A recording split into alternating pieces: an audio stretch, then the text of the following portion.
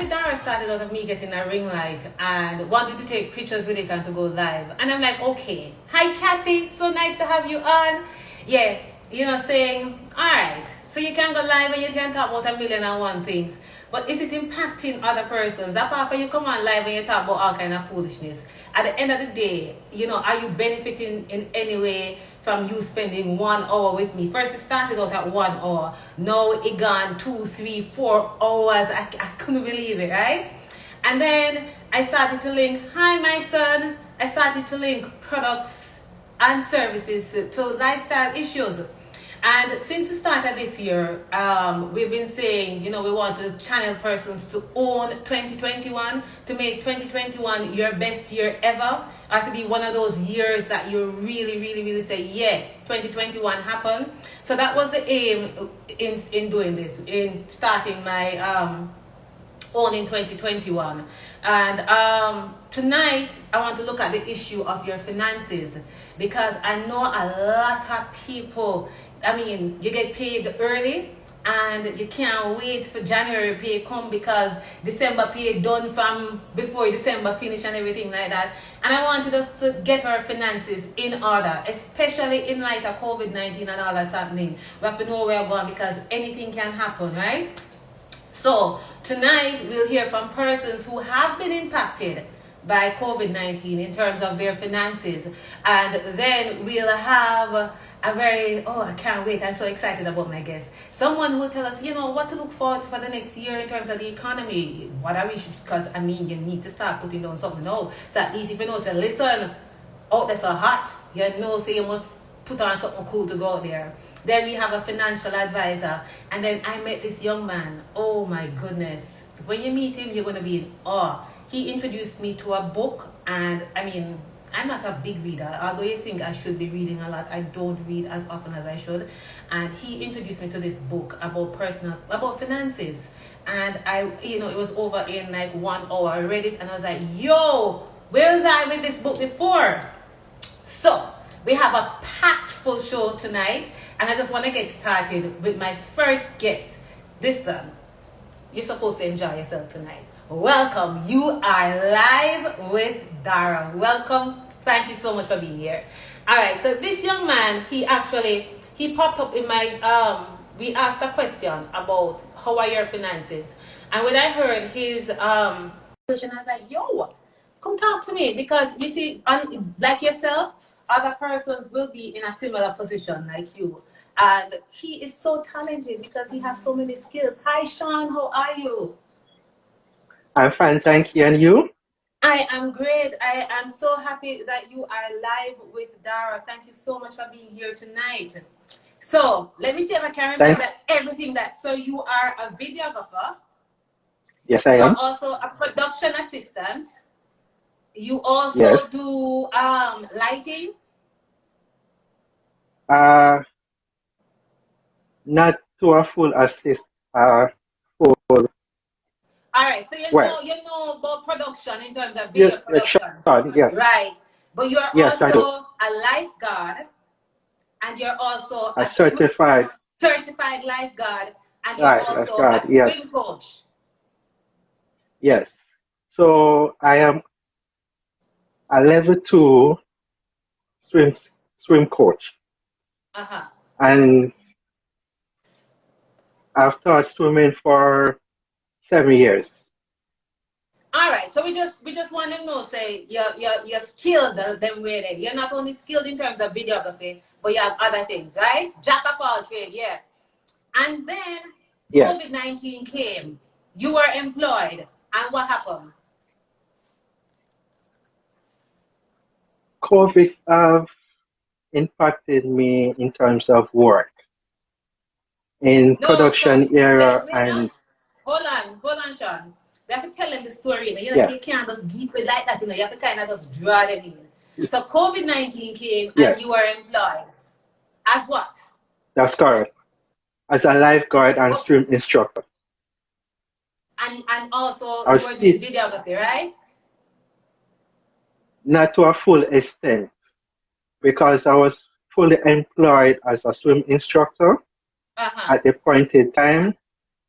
And because of COVID, school have to close, and it impacted me and my other co-workers a lot.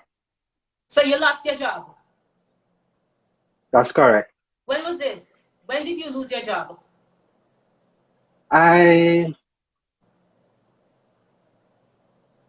This was little March, April, March, somewhere there. March. March, April. March, Right. April. And then what happened, Sean? It impacted me a lot. I didn't expect this big turn in the industry, because being a swim instructor, you was depending on the students. You just were depending on the person who employed you for a steady income. And to see that COVID has come in, it just make you think twice, and to see that the other areas that you could get involved in was also closed. All right. So let's start, So you never know say to come, it hit you so bad, you lose your job, and then the other areas that you thought you could rely on to get your income, those also got affected. That's correct. So how bad is it for you in terms, how bad is your finances since COVID? How bad has your finances been since COVID?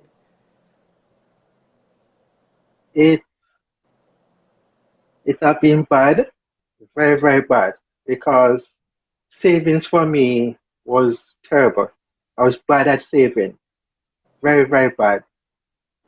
And COVID has taught me a lot. You go too fast. Sean, you go too fast.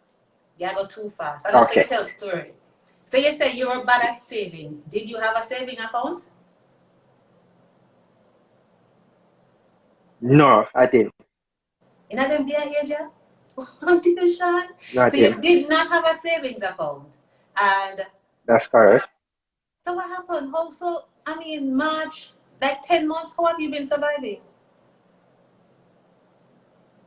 I've picked up one job a week or every other week. I have friends who I could call on and ask for a favor, which they help. But I didn't want to depend on them, because I know that they also have their life to live, and COVID had impacted them as well. So Sean, you weren't saving for a rainy day at all. You never know say rainy day would have come. Yes, I know that rainy would have come, but I didn't expect it a rainy day that would have lasted this long. Oh, you never expect flooding. Right. Ah, okay. All right. So the flooding come and you wash out because your money done. Right. So you have been relying on friends, you say, for assistance. Right. Are you married? No, I'm not. Do you have children? No, I don't. Oh, so who do you take care of? Just yourself? My grandmother, who I live with. Your grandmother? Right. Oh, so then how you, I mean, with a one job a week, I look at one roast a week. Are you able to cover all your expenses? No. Because by the time you get that one day job, you have to give my grandmother that money and do without till I got another call or a friend could help me out, then I could go by. No, man, Sean. Do you see yourself? So I know you must be job hunting. How has that been for you? Have you? I mean, apart from picking up the one the one roast a week or something like that. Have you been able to get anything where you say, yeah, this is like something that can become permanent? I am job hunting at the moment, and I've been sending out resume to companies which I know will fit my areas, and something permanent which I would benefit from. So how long do you think you can survive? How you surviving now?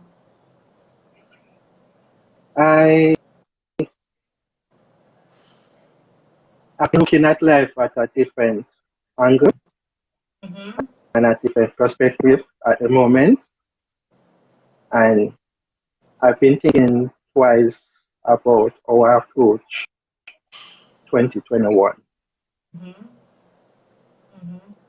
So you're not make them say mistake. You go open your bank account and start savings. Start your savings. Right. So for each job that I would get, I have to make sure that something small, no matter how small it is, we go into that account. Yes, Sean. Yes. It's a pity of COVID that will make it. COVID just slap that into you. It's a pity of COVID, but at least, you know, something happened. So you're saying going forward, when I say if, when you get that full-time employment that you're seeking, you will know change up how you approach things in terms of savings, in terms of investing, etc. Yes, that's correct. All right, Sean. I appreciate you coming on. I just wanted people to see your story, hear your story, because you know what happened, Sean, and that you alone out there. You have other persons out there who are in a similar situation like yourself, who really and truly not saved, and when the flood come, them not have nothing to stand up and them just get washed away. So I want you to tell persons, just in case there's somebody on the live here tonight who maybe can link you up to something, just tell them your skills again and how they can get in touch with you. Okay. I do videoing. I'm a stage tech. I do multimedia audiovisual. I'm a certified and licensed lifeguard. I'm a certified swim instructor. I am also on Instagram, which is Cochrane Sean, which is CocHraneShawn.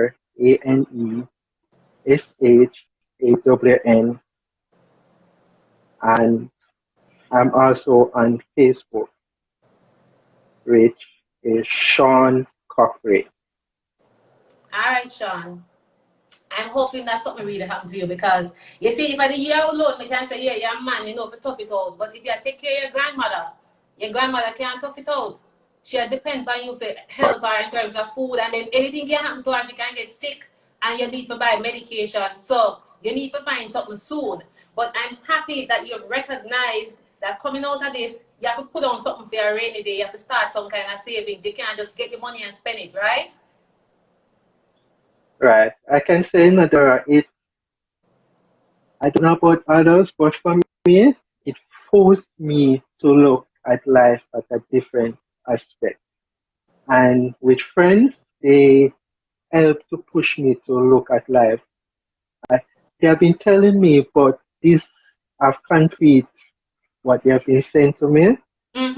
And as I said, it forced me to look at life on a different angle. Okay. Such a pity is COVID forced you, but at least you're going in the right direction right now. So Sean, thank you so much for coming on here. And thank you, because you're one of those persons who always on my live. And I really appreciate it. I remember from the start to now you've been here. So I thank you so much. So much. Yeah, Janella, it has been raining. That rainy day savings, it has been raining. So Sean, big up yourself. Please stay on, because I have some financial advisors coming on who can really set you on the right path. You're never too old to start over, and you're never too old to get rich. You see me I say? Yeah. All right, Sean, Yeah. take care. All right. Thank you very much. All right. So you see Sean's situation. I know a lot of you may be in a similar. Well, Yeah, a lot of you may be in a similar position where you don't put on that money for the rainy day. So you really, really, really need to ensure that you start doing that because anything can happen. Any kind of sickness, anything can happen, right? Candy, hi, Candy. Family member of Live with Dara, you're telling me that your daughter, you have been tested positive for COVID-19 as well as your daughter. I hope all is well. I hope you're getting better. Um, you say it's not so bad, it's mild. So take care of your daughter and take care of yourself, all right? Pick up yourself. All right. So my next guest now, she has also been impacted by her finances has also been impacted. Finances have also been impacted by this whole COVID-19. But she has done something else. She turned her and I make fashion. Hey, how are you, Latoya? Dara, good night. How are you? I'm fine. I am good. So nice to have you on. Thank you for having me. Thank you Latoya, very much. so before you were an administrator in a medical office, right? Yes, I was. And that was up until when? That was up until March. That was when COVID actually started, when we had our first case in Jamaica. I opted out the following week because my son, he wasn't a year old at that time.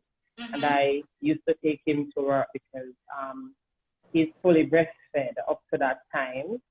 So, you know, that I couldn't run any chance with that. So you decided to leave your I job. actually took home. Yes, I didn't leave. I took work home. So You decided to work from home. Yes, I was working from home. But working from home, you know, as an administrator, I wouldn't be a whole lot that we'd have to do. So I had a lot of time on my hands. And I mean, when the baby is sleeping, I make my call. Hold on, Latoya. So you were still getting your income. You were still getting your income, Yes. full income? Yes, yes, yes, yes, it didn't cut. No, it didn't cut. Okay. All right. And then tell me what happened. You say you have time on your hand and then? I had time on my hand. So you know how it is with women and social media. We're all over it looking things to entertain us while we have free time. I am an avid follower of Miss Donna's program, which is teaching me my cooking skills.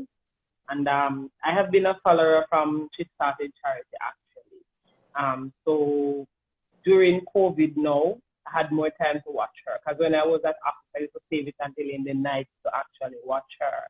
And I was watching one day, and this young lady who she does the best bases, towel and cement bases in Jamaica.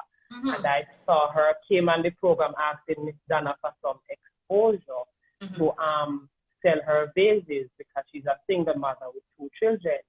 And when I saw the vases, I was there listening like I was pinned to the screen looking, and I'm like, what did she use to make these? And she actually, Miss Donna actually asked the question that I wanted to ask. And she started telling her that it's the towel and cement, and she's been doing it for over a year, and her family does the same thing, whatever. So Miss Donna asked her, where did she learn it? And she said, on YouTube. So the minute she said that, though, Dara, I had a Wi-Fi at home, I had a very smart phone. So I jumped on YouTube and I typed in making cement bases from towels.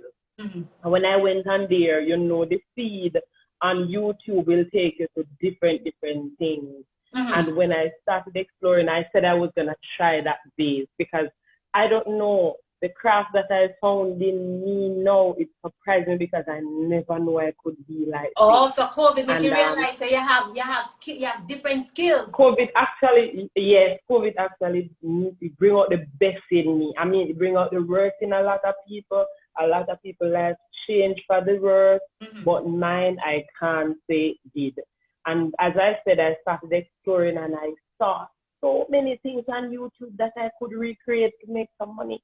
And when I started it, Dara, I mean, I got a long list of stuff that I wanted to do because I actually became a YouTube junkie. Day and night, YouTube became my best friend. And Dara, let me tell you this, when I wrote that list and actually started looking at it, which is feasible, I couldn't find anything in Jamaica to do anything that people would actually want to buy. Nothing at all was here. All right. Pull up. Hold on. Okay. So as a result of COVID, you have actually found other income. You have actually found another income stream that you have tapped into. So you find the different art and craft through YouTube, and then you started practicing. And then what? Yeah. And then what happened? And then, I mean, the first one I did and I put it out, people actually started ordering them. I'm like, seriously? Dara, when I saw that I was getting sales for those simple vases that was just sitting on a tabletop, I went as far as to start researching again until I started putting them in hands like this, like the hands hugging them. And these were something that I never saw anyone in Jamaica right throughout the internet. I was searching, doing. And when I started doing that, that became a hit as well. And then I'm like, this is hard because Dara making those cement vases is some of the hardest work I ever did in my life when I was a farmer. Really? In my past life. So you're a farmer too? Yes, I used to be a farmer, but I stopped farming when I lost a $2.5 million contract in 2016 in the hard rain in South St. But at least you still have, so you have that ink. So you are right. Can you have your nurse, you have your administrative. I lost it. Look, I'm not doing administrative anymore. I'm saying you lost it, but you still have farming. If you want, you can always go back to farming, right? Because I used to be an advisor for farmers for what's the name again? An organic company from Canada. So I actually have very good farming background. Oh. So if I am planning on going back into farming as well. That's some future plans. Yes, Latoya, as I was saying, you are right. Because while some people are trying to find out what is that second income stream, you have so many. You have your farming that you can do. You can also do but that's what I'm saying. I'm not cutting you, but if I should expound on that, I mean, for people to find excuse today to say that there's nothing that they can do, Dara, it is not true. Let me tell you a simple trick or a simple thing that I've seen on YouTube that anyone can make money from. I'm not hiding YouTube that YouTube is my thing because I can use YouTube, so can you. But I might be able to do mine better than yours, as well as you might find something that you can do better than mine. As simple as stuffing a bedhead, Dara. As simple as stuffing chairs. Those are very simple skills that people will be interested in buying. So for people to have an excuse today about COVID and don't have money, you don't need a lot. You don't. All right. The first thing that you all right. Yes. You want to cover live with Dara. You want to turn live with Latoya. All right. So let me ask you this, Latoya. So you decided to invest in that business. How much money did you put your savings in it? Did you put like the majority of your savings? Tell us what about it. Yes, I did. I mean, when I started, to be honest with you, I actually had some help from my other half investing in it. But in the latter part, I did went in my savings to continue. Because, you know, as a woman, when we put things forward and want to do it, you want to know that if you succeed, we have that little thing about us. We want to know that we're a part of this success and not somebody else. You understand? So I did. I did go in and I've invested like near $1 million into this thing because I have every kind of material there. I mean, every video that you watch on YouTube, from glue to bling to everything, I have acquired every single one of those things. Because for me, I just love to try new things and I love to see them come to life and they are beautiful. That is my joy. Okay. It is my joy.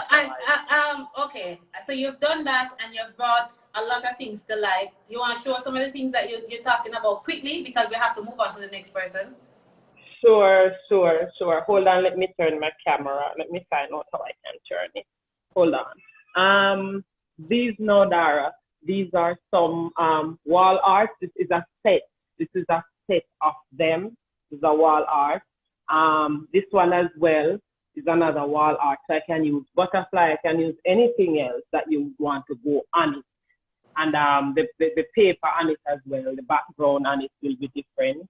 These are some cologne bottles. I do these cologne bottles in whatever shape, mirror, size. I can do those. I can do square, anyone, whichever one. These are clocks. I recreate clocks. Like I recreate them from scratch. So you can tell me what styles you want, and I can get that done as well. So here is an example of my towel vase that I started out with, because even though it's hard now and then, I love to know that I can do something still where I started from, because, you know, foundation is key. These are my vanity trays. This is a 2-foot long one. Most of my vanity trays as well, they carry lights in them, but these that I have here displaying tonight, I don't have any lights on them, but I do put lights on them. This is a shell. I actually collect these shells and use them that you can use to keep your jewelry and stuff in. I do bottle arts as well. I do bottle arts in all different shapes, all different forms. So you're doing there? Are you employed people now? No, I have help from family members. I am planning on employing in the future, but after COVID, because you know how COVID is. This one is a flower box with light. So Latoya, so I sell, yeah. So are you still working at the medical office? No, I'm not. I'm home full time now. So when you decided to make that move? I decided when I saw that things was getting really good and very demanding, because I mean, I couldn't keep up with my son working somewhere else and doing all of this. So and this is not a bad turnover from these things, if you understand what I'm saying. So I would be very greedy if I wanted to go both ways. Okay. So, all right. Turn back the camera now. Let's talk to you. Okay. All right. So you have used your COVID-19 experience. By the way, so you say you invested over $1 million into this business? No, near to. I'm not over yet. Near to. Not over yet. Are you seeing the returns? Yes, I am. Yes, I am. Because what actually carried up mine very far now was my latest trip to America it was in November, because I actually went to America to seek out my raw materials myself. I wanted to have that experience, a hands-on experience, to see what it was like, because it was all sourcing from here and shipping was very expensive and all of that. So actually decided to take that trip in November. And it was a good experience to see where all of these things is coming from that is making these miracles. All right. So if persons want to get in touch with you, how can they? Okay. My telephone number is 885-3368. My name is Lattis, LATTY', Yard, YARD, Art, ARTS, on Instagram. And you can find my Facebook page at LOTAYA RICHARDS. It is Latoya Richards on Facebook. All right. That's how I can be contacted. And all my information is there. The prices of my pieces, you don't have to text me to ask me how much is this, how much is that. All my prices are on Instagram and YouTube. There are 1 second, if I can. I didn't remember to show you my hashtag that I made from old car tires, because most of my things are recycled. Okay. As well. All right, show it quickly. So while you show me, maybe go on fast in your business. So your finances have been good since COVID? Yes, it is good. It is good. I won't complain. So that's a car tire. That's a car tire that you've turned into a hassack? Yes, that's a car tire. Yes, I turn it into a hassack. So you can choose your colors and your colors. You can choose your colors and your materials that you want. So how durable is that? What, the car tires, the car tire hassack? Yeah. Dara, let me tell you something. You can get somebody up to 350 pounds to stand on this hassack. It will not move. Oh, okay. All right, Thank you so much for coming on. You hear? And I wish for you success in Thank your you business. so much for, yes, thank you. And thank you for bringing me on tonight. I appreciate it a million. Yeah, man. I mean, when you reached out to me to come on, I was like, whatever I can do to assist you, because, you know, each one help one. So we have to kind of... And I've been following you for years before all of this. All right, Latoya. Take care, all Yeah. right? So All listen right, on take now. care. Listen Thank on. The you. financial advisors can tell you how you can improve, Yes, make your I business heard it better. from your first interview. I will be listening. All Thank right. you. Have a good night. All right. All right. Okay, you. All right. So you hear Latoya, you hear Sean, right?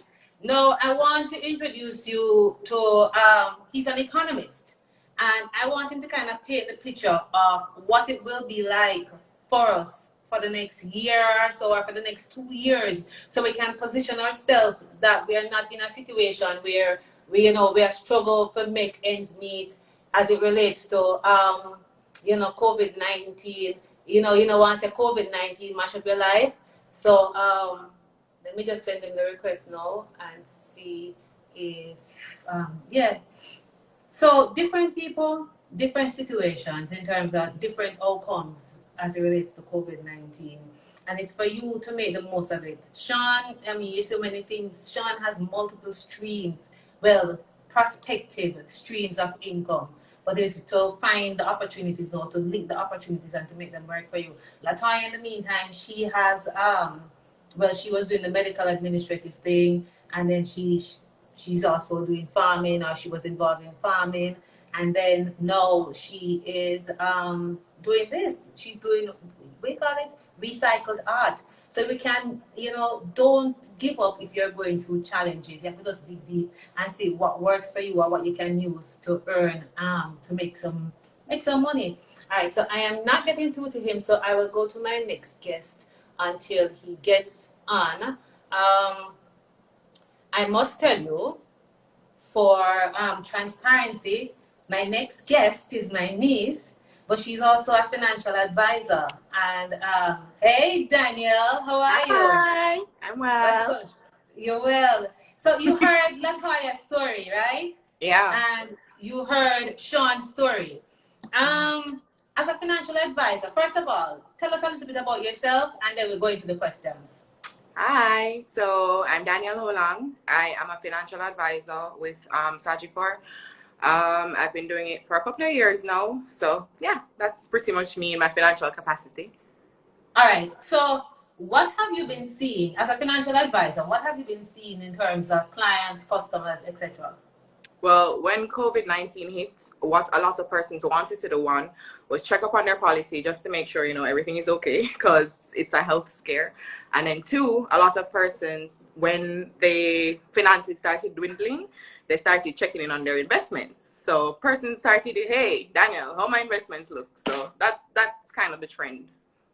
So you see them saying, I mean, some persons have lost jobs, some persons have seen a reduction in income, and then you have the others who have decided to dip into the rainy day kitty. And they're saying to you, what are they saying? Well, a lot of persons want to touch their investments. So, my advice is please don't. A lot of persons don't look at the value. Okay, so once an advisor sells a policy, an investment policy, it needs to be explained to persons that an investment is money that you can do without. So it's not something that is your savings. It's not something that's where you would look first if you need to dip into an emergency fund. Your investment is something that you should be able to say, okay, I might can do without it. You might cry a little bit, of course, but it's something that you should be able to do without. So right now, we're encouraging persons not to touch their investments.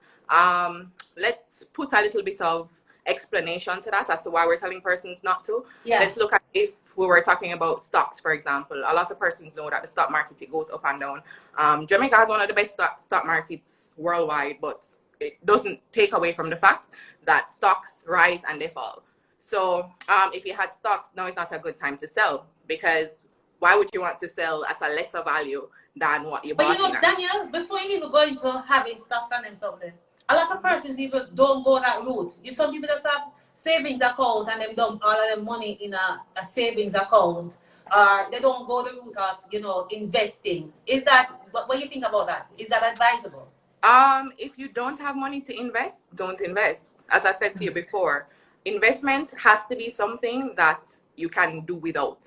This is a money that you buck up on, and hey, if you never had it, you would have still been fine. So I don't encourage persons to say, all right, yeah, let me go and invest my life savings, put it in an investment. No, we're not doing that. We have our emergency funds separate and apart from our investments. Our investments are not our emergency funds. Persons make that mistake all the time. All right, so you said a lot of people are wanting to cash in on those. Is that Their advisable? investment, right? Yeah. So my advice is not to. The area that I specialize in, that I give to my clients, is a mutual fund. So how a mutual fund works is that it has a value, right? A dollar value. So let's look at it, for example. Before COVID-19, a dollar value may have been at $50 per unit, for instance. And most persons would have invested on a monthly basis, on the one that I'm talking about. So if you came with $5,000 monthly, and the amount varies, of course, but for this example, we're gonna say $5,000 monthly. So suppose you took that $5,000 for that month and you were buying all the $50 units that you could buy. That means you're getting as much of the $50 units that you could have bought before COVID, right? So that would have been building up. Now that COVID-19 is here and stock markets are experiencing the flux, it may have gone down to, say, at $10, from the $50 down to the $10. Now is not a good time for you to cash in on that. Why? Because it's way less of a value than what you had bought it for. What is advisable is for you to keep buying, because instead of you buying all the $50 units that you could have bought, you're now buying all the $10 units that you could have bought. And all those $10 units are way more than the $50 units, 5 times. Okay. So you're going to have somebody know who bought units for $50 and then dropped to $10 that don't stop buying, keep buying. Yes. Especially somebody who feeling the pinch. Tell me how that works. No, it is advisable to keep buying. Why? Because look at it this way. We are going to recover after COVID. I mean, COVID is something that is here for right now, but we are looking to recover. Look at the 2009 recession. Persons thought that we wouldn't have recovered from that, but we did. So it's something that we're looking to recover. So once you are buying in those $10 units now, and we recover and we go back even stronger than we were before. So we were $50. Yeah. Yes, Amanda. Buy low, sell high. You're right. So they're coming in now, and that $50 that we would have gained after a while, you're going to see all that value in your money. So all the $10 units that you're buying, they're now at $50. So you've seen that increase dramatically in your finances, and you would have been happy with yourself. You probably pat yourself on the back and say, hey, that was such a good decision for me. So investments in this time, it's actually a good idea if you have the money to invest. All right. So persons dipping into their emergency funds. The rainy day thing. And somebody say, if they had the rainy day funds, but then it turned flood. It stopped rain and it started to flood. What happened? Isn't emergency fund, isn't emergency funds for emergency, and isn't that considered an emergency? Yes and no. A lot of persons currently are surviving on their salary. Let's just be honest about it. Yes, we have cuts here and there, but persons have budgeted to facilitate those cuts.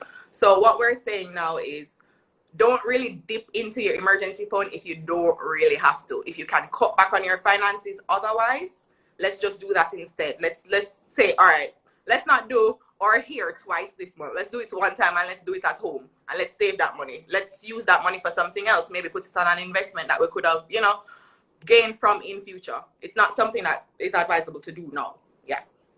Yeah, because I know, like, somebody who responded to my question said that she's actually stopped buying makeup. Yeah, because you're wearing mask, so you really don't need lipstick or all of that, right? She has stopped. She has cut back in terms of doing her nails, her hair. And something else that she mentioned was she actually spends less at the supermarket, because normally she'd go and pick up everything. But she's now cutting back on that. To save some money. And then something else to Daniel, I know this will affect another kind of business, which is like the clothing stores. But people still buy clothes. People are still buying clothes. People are still going out. People are still doing other things. But guess what? They are also being mindful, because you have the people that are going out, you're not supposed to, but them going out and they're reusing outfits. So even them are being mindful. So it's a conscious effort on everybody. We need to be mindful with our finances in this time. Okay. And so that is cut where you can cut.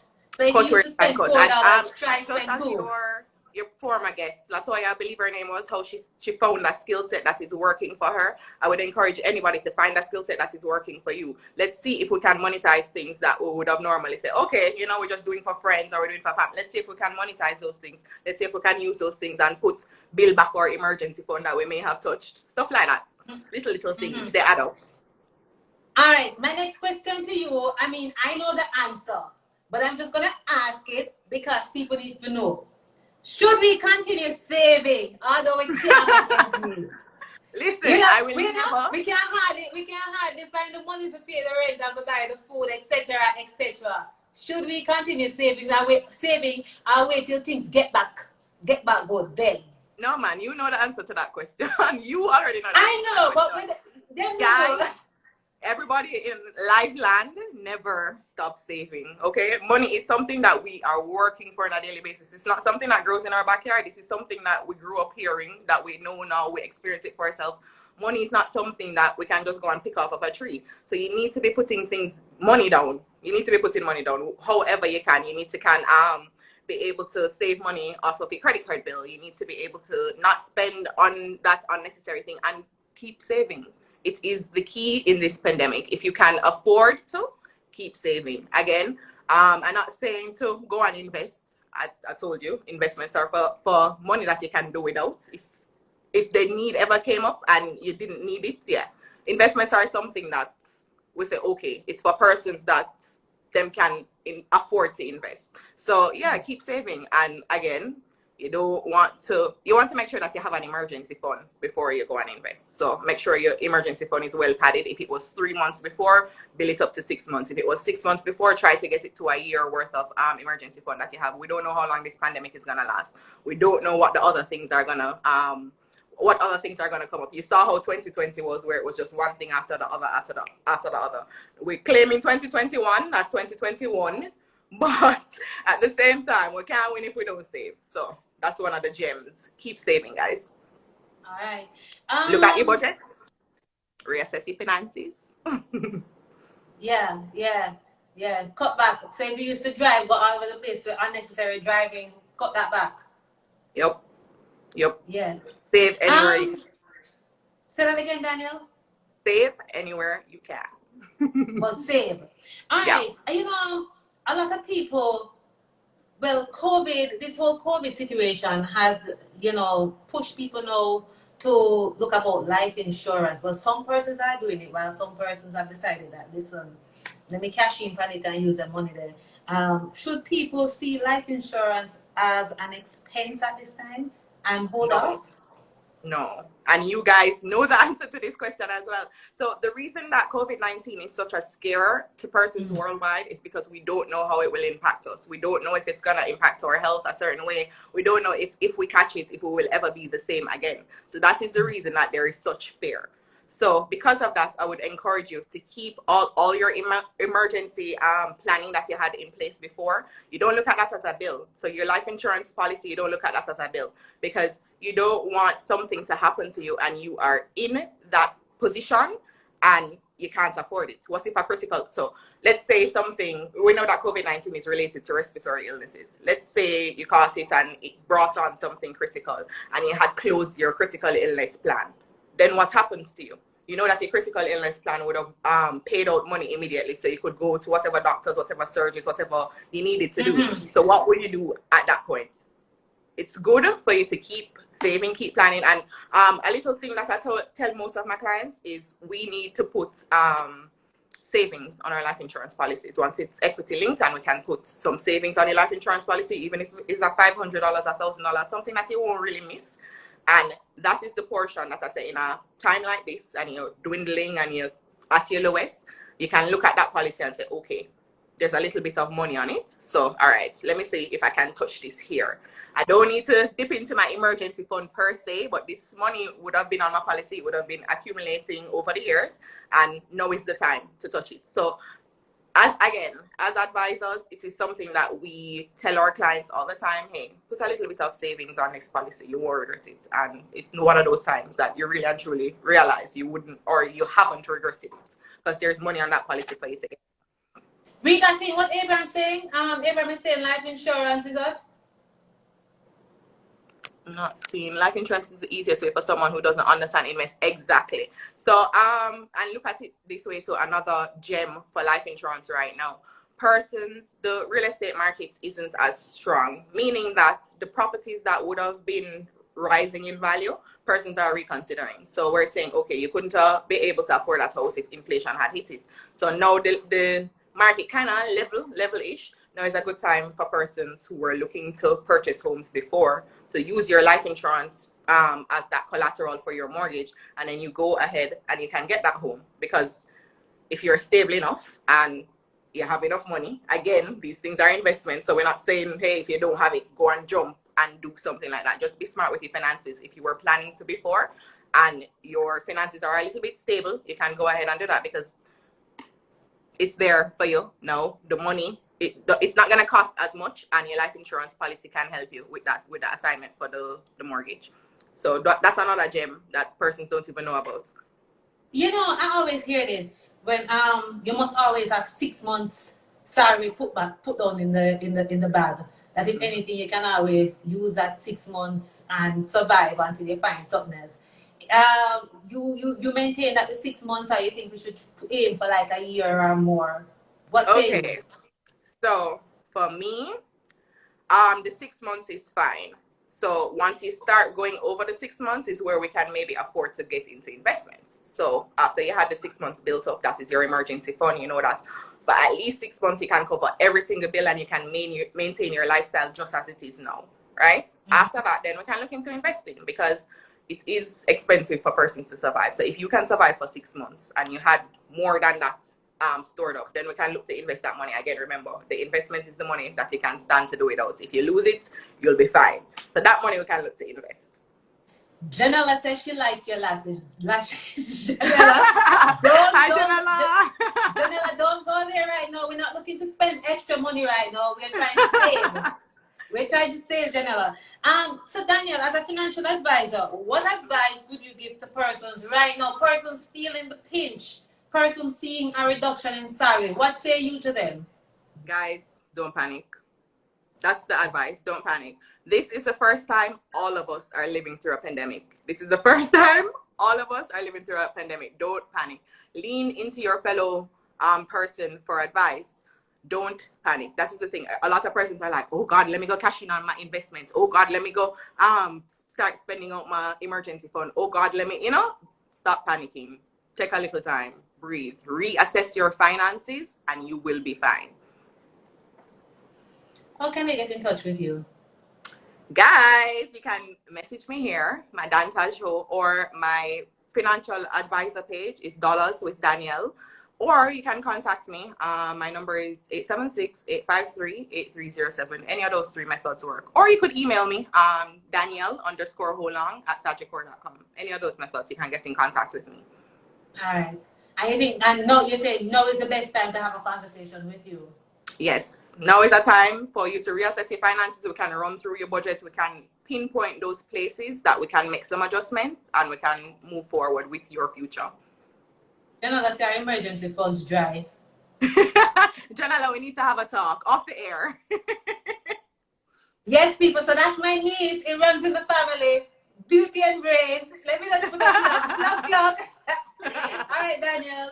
So you're saying, guys, don't panic. Just keep calm. Get yourself in order, because it's gonna get better. And guess what? Talk to an advisor. The consultation is free. Speak to an advisor. Feel free to use us up. Don't worry about it. Don't worry about it. Use us up. Yeah. All right, Daniel. Thank you so much. Listen, the next person that I have coming on, I know you know it, but I want you to hear this young man that I have coming on next. So, Daniel, thank you so much for joining me live with Dara. No problem. Bye. See you later. Abraham, I'm coming to you next. I'm so excited. I am absolutely excited. So you hear it? Want to set you on the right path in terms of what to do, So I'm hoping that you'll use the advice that you've been given to make yourself better in terms of make yourself financially stable. So let me tell you about this young man while he comes on. He is an investor and an entrepreneur, all of 25. Not to make them know your age, area, but I have just put it out there. But he's also, he has actually written a book. And in preparing for this interview, he said to me, Dara, go and read the book. Go and read the book. And I was like, Lord God, we're going to read this book, the financial book, them have all of them jargons there. It's called A Lesson to My Kids on Personal Finances. And I wish I had somebody give me that book, Abraham, when I was like 10, because right now I'd be rich, real rich. You know, when I came off the phone with you after that, I actually reached out to a ghostwriter and tell them I need a kid's book. So I'm actually working on it now. Abraham, I'm telling you, you need that book. And guys, it's a free ebook, and Abraham will tell you how you can access it. You really need to do it. It's about 70 pages, Abraham. It's real. You can read it. I always tell people when they ask me about it, I say you can literally read it in like an hour. Yeah, it took me one. I was like, when I was finished, I was like, it done? Already? No, man. So I must tell you, when I went on Abraham's IG page, I saw him at the beach. I saw him at the river. I saw him all over the place, vacation. And I was like, oh, hold on, him work? And then in his book, the first thing he said was, making money. You can make money while you're on vacation, while you're sick, and while you are asleep. I want to reach on stage there. I want to reach on stage at Abraham. So tell me about this new roadmap so we can start making money and in our sleep and while we're on vacation, etc. Well, first, I'd like to thank Dara for inviting me. Of course, I wish Andre was here because he suggested me to you. Yeah, and man. he's been doing that quite frequently since recently, so I appreciate that. So I listen to a lot of people speak, and different people have their different circumstances. Daniel gave a lot of good advice. I'm not a financial advisor. I'm an investor, so I can't. Hi, long time, Daniel. I told Dara that I know you. But I can't give you financial advice, but I can tell you how I invest, and I can educate you on what the processes that I've used to invest over the years. I've been investing for about 5 years now, and how I set up my personal finances as well. So, one thing I want to introduce you to is to the financial buckets. So to all those people who are here and who have been for the entire live and have listened to all the different people speak, one thing you have to learn right now, and I told Dara in our phone call yesterday, that the pandemic has exposed a lot of people's personal finances, but most importantly, it has given them an opportunity to, get it right for the next 10 to 20 years, right? Sorry, some people in the comments, stop it. But so, every 10 to 20 years, you could have a pandemic, you could have some kind of market fallout. There are a lot of bubbles that exist as well. You can see from 2001, 2008, now 2020. If you look at it, history kind of repeats itself, right? So from now on, what you guys can start to do is, get it correctly from here going forward. So what I'll say is the financial buckets you want to look at is 3 buckets. And this is in my ebook. I do suggest that you go and read it. You have your necessities bucket, you have your savings bucket, and you have your investings bucket. And those are the 3 buckets that I like to say, when my kids are born and they're about 7, 8, 9, 10, I'm going to introduce it to them. I think everyone has those buckets, whether they know it or not. What the thing is though with the necessities, but with those buckets comes, imagine an old-fashioned well, right? One of those wells that you put the bucket on, you put it down and you bring up some water, right? That old-fashioned well kind of acts as your stream of income. Let's put it like that, right? So everyone here spoke about their stream of income.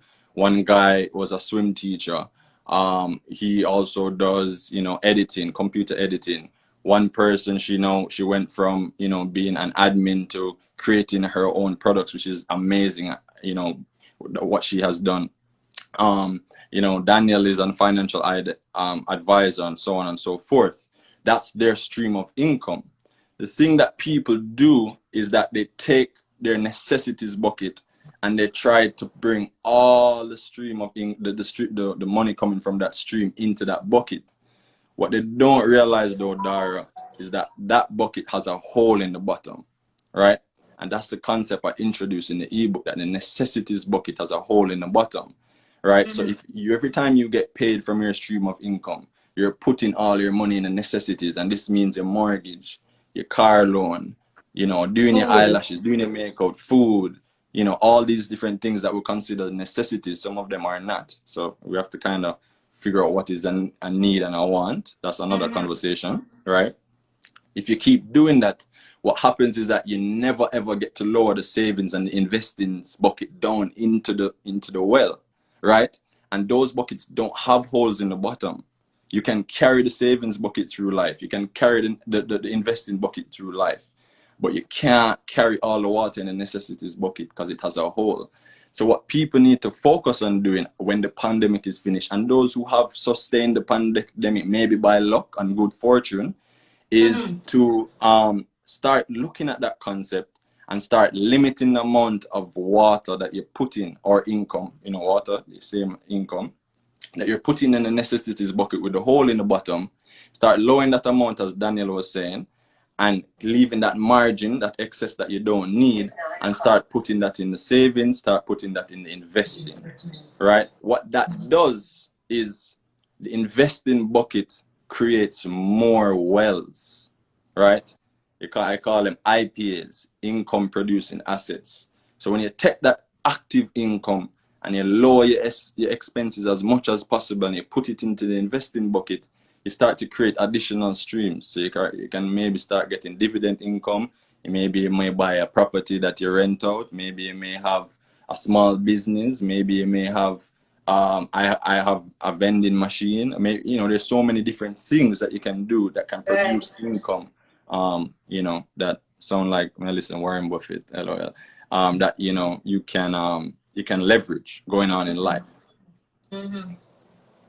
So you said something in your book. You said true financial independence, and it comes right back to what you're saying now. True financial independence comes through creating multiple streams of income. So your income is not dependent on the number of hours you work, but the number of multiple streams. Like that lady, Latoya, where she has her business where she does the art and craft, and she has the farming that she can always do, and she has her medical thing. So that's how you will get true financial independence. Well, Latoya is a little different because you have to remember Latoya had a stream of income, which was the you know, the office work. She left that stream of income, and now she has another stream, one stream of income. She doesn't have multiple. If something were to happen to her, maybe she loses her cognitive function, maybe she loses her ability to use her hands, or she go blind, then she will not have a well to pull from. True financial independence doesn't come from one stream. It comes from multiple streams, right? That's why I don't care if somebody want me to work for $10, I go and do it. You get what I'm saying? Even though I make money from all these different streams, right? So it's not, I always tell people, it's not the active income that gets you rich. It's not the first income that gets you rich. It's the second, third, and fourth, right? But the thing is that it cannot, the second, third, and fourth has to be passive. You have to do your best to make it passive, because what happens is you only have 24 hours in a day, right? So there's a limit to the amount of you know, active income streams you can have. You can work a 9 to, it's 24 hours. You can work a 9 to 5, and then you can work 5 till what, 9, and then after that you can't work again. You get what I'm saying? The day you have to go sleep, the day done. But there's no limit to the amount of income producing assets you can have. I can have 100 vending machines. I can have 2 businesses. I pay somebody to operate one. I operate one. I can have a dividend income portfolio. I can have a semi-active short-term trading account. There's so many. I can have 10 rental properties. It's a lot more scalable, right? Than how you can scale your time. And I feel that every single human being should try their best to take their active income and turn it passive, because that's when you start to scale your to leverage your time, so you can now go other places. You know, you can go to Puerto Rico and chill on the beach. You can go to wherever and do whatever, you know, but that takes time. All right. I want you to explain. So in your book, I'll say it again, A Lesson to My Kids on Personal Finances. You did the thing of the financial freedom formula. And I have to do it because I was like, Lord God, suppose I lose my job tomorrow. Let me see if all of the money I have, how long it can last me. Just take them through it. They may not be able to do it now, but just walk them through that for me. So, I mean, they see like, okay, this is what you have now. If you lose your job tomorrow, this is how long you'll last. Just take them through that. Right. So I introduced a concept in the book called the financial freedom formula. And as I say, it's very hard to explain in words. It's more easy for you to see graphically. Right. And when you see it, what I say in the beginning chapter, the introduction, I said it will completely change your mental model about money. And when Dara came back to me, she called me. She was just like, yo, you just completed. I had one person read it and start crying because they realized that they just weren't doing the correct things with their money, right? So it works like this, and as I said, I do recommend going and looking at it. It's your assets. You're going to take your assets. It's class for A. That's your entire liquid assets. That's all the money you have in your bank, including money that you have in your stock portfolio, anything that can turn liquid very fast, right? And you divide that by your expenses minus your passive income, right? So what happens is, let's say your assets is, let's use simple numbers, let's say $10, right? Or you can, and that 10 can stand for 10 for anyone who does math, or I'll try to simplify it. So 10 can stand for let's put it this way. $10, it can stand for 10,000 or 10 million, right? But let's say 2, right? Right? And your passive income is 0. What happens is you get 10 divided by 2, and that gives you 5, right? So that 5 now, it's measured in time, right? That 5 is going to be measured in time. So usually if you have like 100,000, you divide it by 20,000, you might get something like, you're going to get 5. So you're going to be like about 5 months or 5 weeks, right? The thing though, is that if you take that same formula and you put a number in the passive income bracket that's higher than the expenses bracket, the denominator turns to 0 or negative, right? And what that does is it gives you unlimited time, meaning that once your passive income exceeds your expenses, you're now free. You've now bought time, right? Financially free. You're financially free as long as you don't bring your expenses up, right? So if you are making $5,000 a month and your expenses is passively and your expenses is $2,000 per month, then you don't really need an active income stream. You can literally stay at home and do what you want, which is what people want. This is the thing that all millennials want to achieve. This is what they're speaking about. I want to be financially free. You see people trading Forex and people trading this and trading that, and they're talking about financial freedom. But financial freedom is very basic. It just means that you're making more money from doing nothing every month than you're expending every month, than you're putting down the bucket with the hole.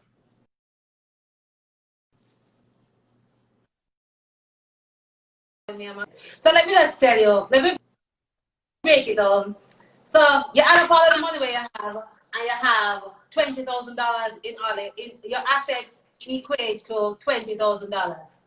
And every month you have to spend $5,000 out of that. When you divide, and your passive income is 0, because you don't have any other income stream, so that's 0. So when you divide up the 20 by 5, you're only surviving for 4 months. 5 4 20, yeah. You only have money to last you for 4 months. But what Abraham is saying, if you have your other income streams, and let's say on the other income streams you're making like $10,000, that means you're all right, because you're not touching 20 up there, and then you have an extra 5 left back from the money that you're making that you can put into more investment or into more. You can grow the 20. Grow the 20. So your passive income streams grow you richer, and that's the concept that all rich people use and say that the rich don't work for money. The money work for them. That's what they mean. When they said that, they mean that their passive income stream is so much more than their expenses every month that they don't need to work. Plus, they have extra left to put on the top in their liquid assets and put into investments. So their income producing assets are what invest for them. A lot of people think that, you know, wealthy people go out, work for money, get the money, then invest it. No, they go out, work for money, get the money, buy income producing assets that then invest for them. So they're not doing the heavy lifting. Work smarter, not harder. Exactly. So guys, I know you're asking about the book. It's free. You can, Abraham will tell you how you can get it. And Abraham, you can just tell them about the part where, you know, how easy it is to get. All right. Ashani said work is more of a convenience, and that's so true. At that point in time, when you actually achieve that goal of financial independence, you can actually now go and search for your vocation. You can go and search for what you really want to do in life. Some people want to golf. Some people say, you can go and talk. You all right. You can talk all them something there. I mean, it doesn't happen overnight. It takes time. You have to put in the work to get there, right? Yes. So as I said, and I even said this to Dara yesterday as well, it's very it's easier. Actually, I know, and I meant to say this to you yesterday when I came off the phone and said, oh, I should have said this to Dara. I understand why people don't do that way, don't try and navigate life in that way, because it's actually easier to go get paid, go home, watch TV and spend your money on the weekend than it is to acquire income producing assets. It's very stressful, right? You have to go out there and you have to analyze assets. You have to put your money to risk. You have to wake up early morning. I wake up 4 a.m. every morning. I'm on this, but I actually need to go to my bed soon to wake up. I read every day. I've been reading for a few hours, right? And I am always educating myself, so it's hard. But I always, every time I feel tired, every time I feel like stressed out, I always tell myself, heavy is the head that wears the crown. Because the other day was looking at some dividend income stocks, and those stocks like Clorox and Kraft Heinz that have been paying dividends for 40 years, and the dividends only increased every 4 years. If my grandfather was doing what I was doing, I would not have to lift a finger today. And I literally mean a finger. If my grandfather was doing what I'm doing now, 50 years ago, I would literally be so rotten rich. You get what I'm saying? So I always say to myself that heavy is the head that wears the crown, because nobody in my family did it. I have to do it. You know what I mean? And some of these people on this live as well, you know, nobody in your family did it, right? You know, and that's one of the things why I love investing as well, because here's one thing, you can't take, you know, Daniel kept saying, let me drop a gem too, right? You can't take your active income and give it to your kids. My mom is an attorney a lot. I can't just get up tomorrow and go try a case for somebody. Like, it don't work like that. No matter how big of an attorney at law she is and good at her job, but she can give me her passive income stream, right? She can give me her dividend income. And you turn that. And then it's now my job to not only live off of it, but to continue to build it so I can pass it down again. All right? Abraham, you're 25. Are you financially independent? Of course, I consider myself financially independent. No, I tell you, listen, I hope I still work, and you know, go out there, hustle. I'll work any job, I'll do anything, because I'm 25. I have so much years ahead of me. But I always tell people that, like, my father-in-law one time me and my fiance was telling him, yo, we want to retire at 35, and him say, you're too young, don't think about retirement. And I said to him, say, yo, retirement is not an age, it's a number. You get what I'm saying? So don't watch age, you know, it don't matter. It's a financial equation. It's not an age. No, I just try. When you there, I try to do the maths in my head and wonder how me can reach a financial. Because I want to go on the beach too. I want to go on vacation and all of those things. You see what I'm saying? And I say, but I know it's about applying. You in your book, a gem.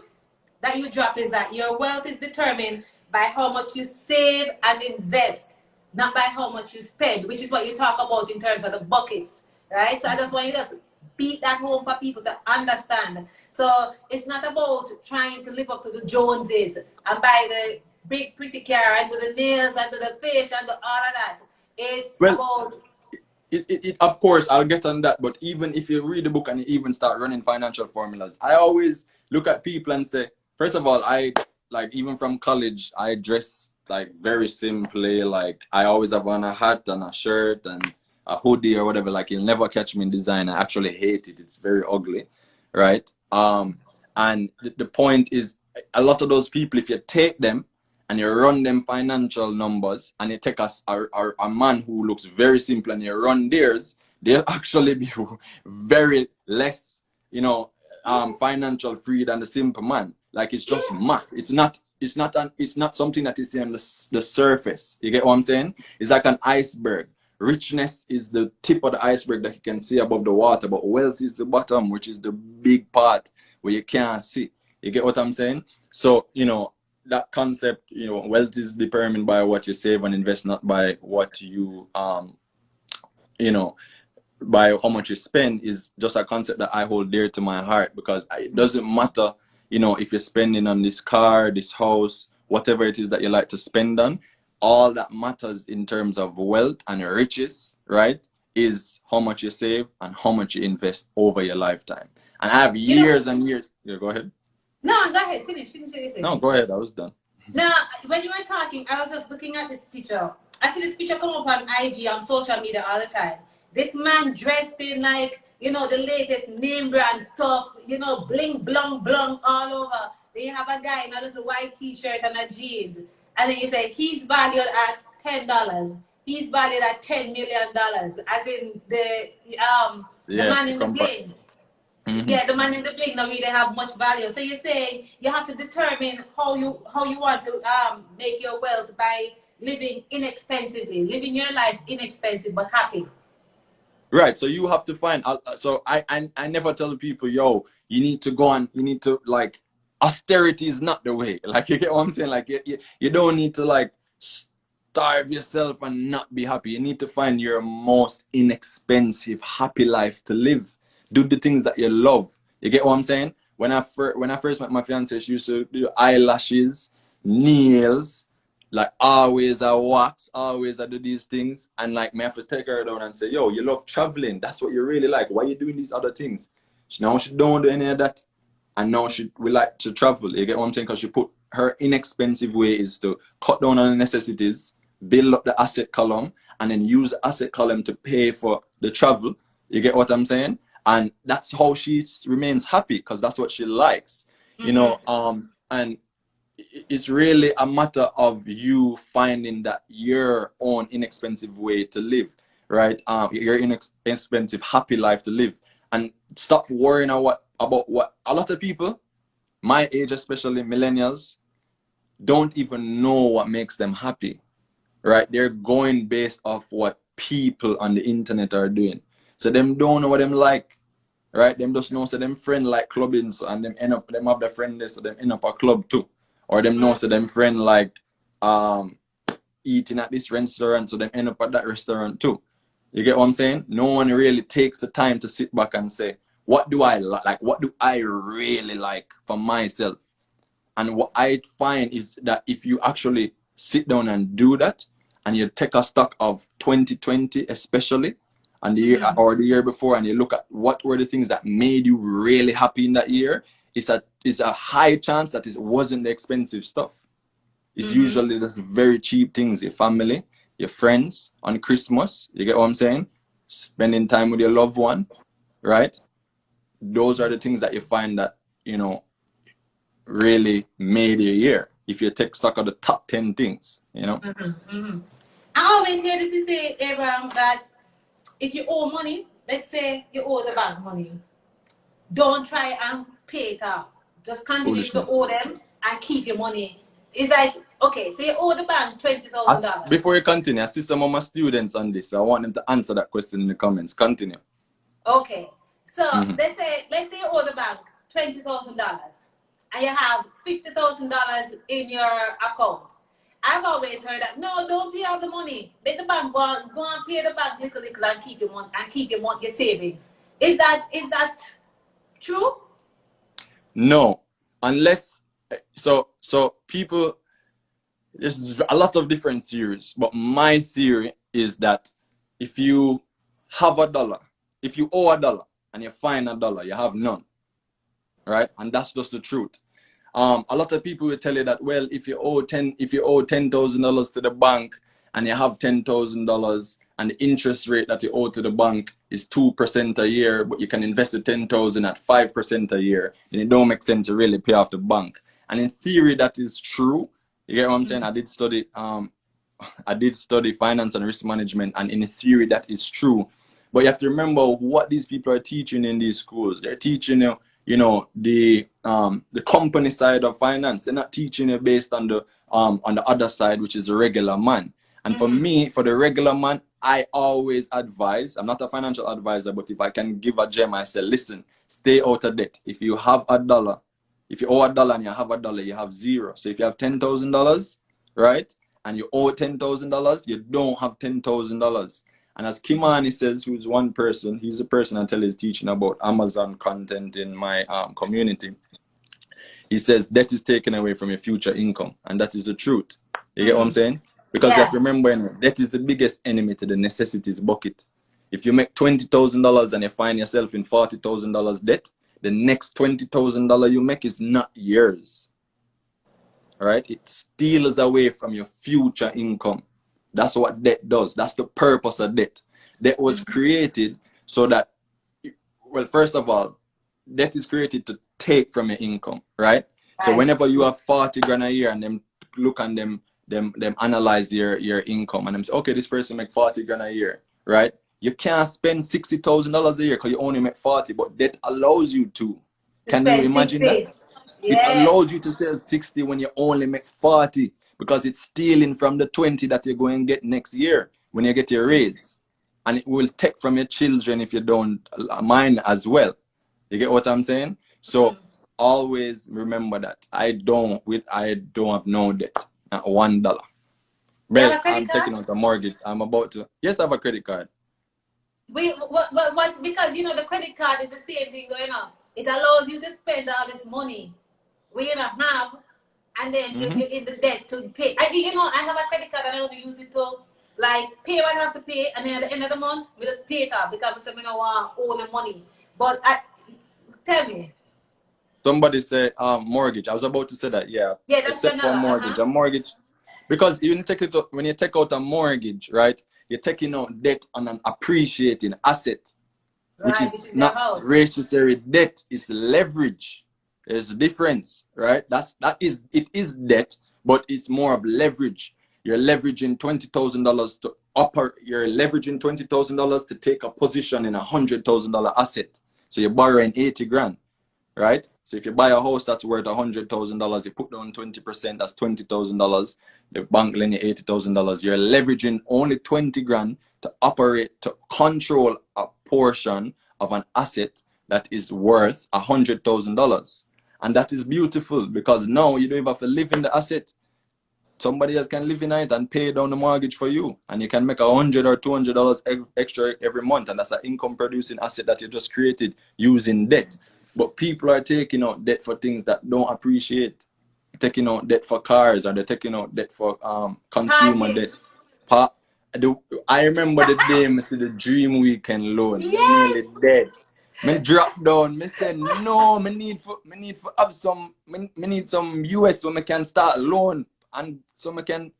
You get what I'm saying? Get on the other. This is another gem I always say. Get on the other side of the cash register. You understand? Because it to me it's like, how do you take out debt to go to a party? Lack of discipline. That's just what it is. It's just a lack of discipline. And you can't. My father used to say one thing to me when I used to be young, and I never understand it until I got older. I used to can't sit down and always want to do something always, and look upon me and say, listen, you need to learn how to suffer discomfort. And Mr. say, why would I want to suffer discomfort? Like, you know, why would I want to do that? And as I grow older, understand it mean like sometimes you want to do something, right? But you have to kind of delay the gratification now so you can do it later. I rather right now not go to Dream Weekend so I don't have to go into debt, save my money, buy an income producing asset that can pay for Dream Weekend next year. So I do have to work for go Dream Weekend, that asset pay for it. Mm-hmm. You know what I mean? Mm-hmm.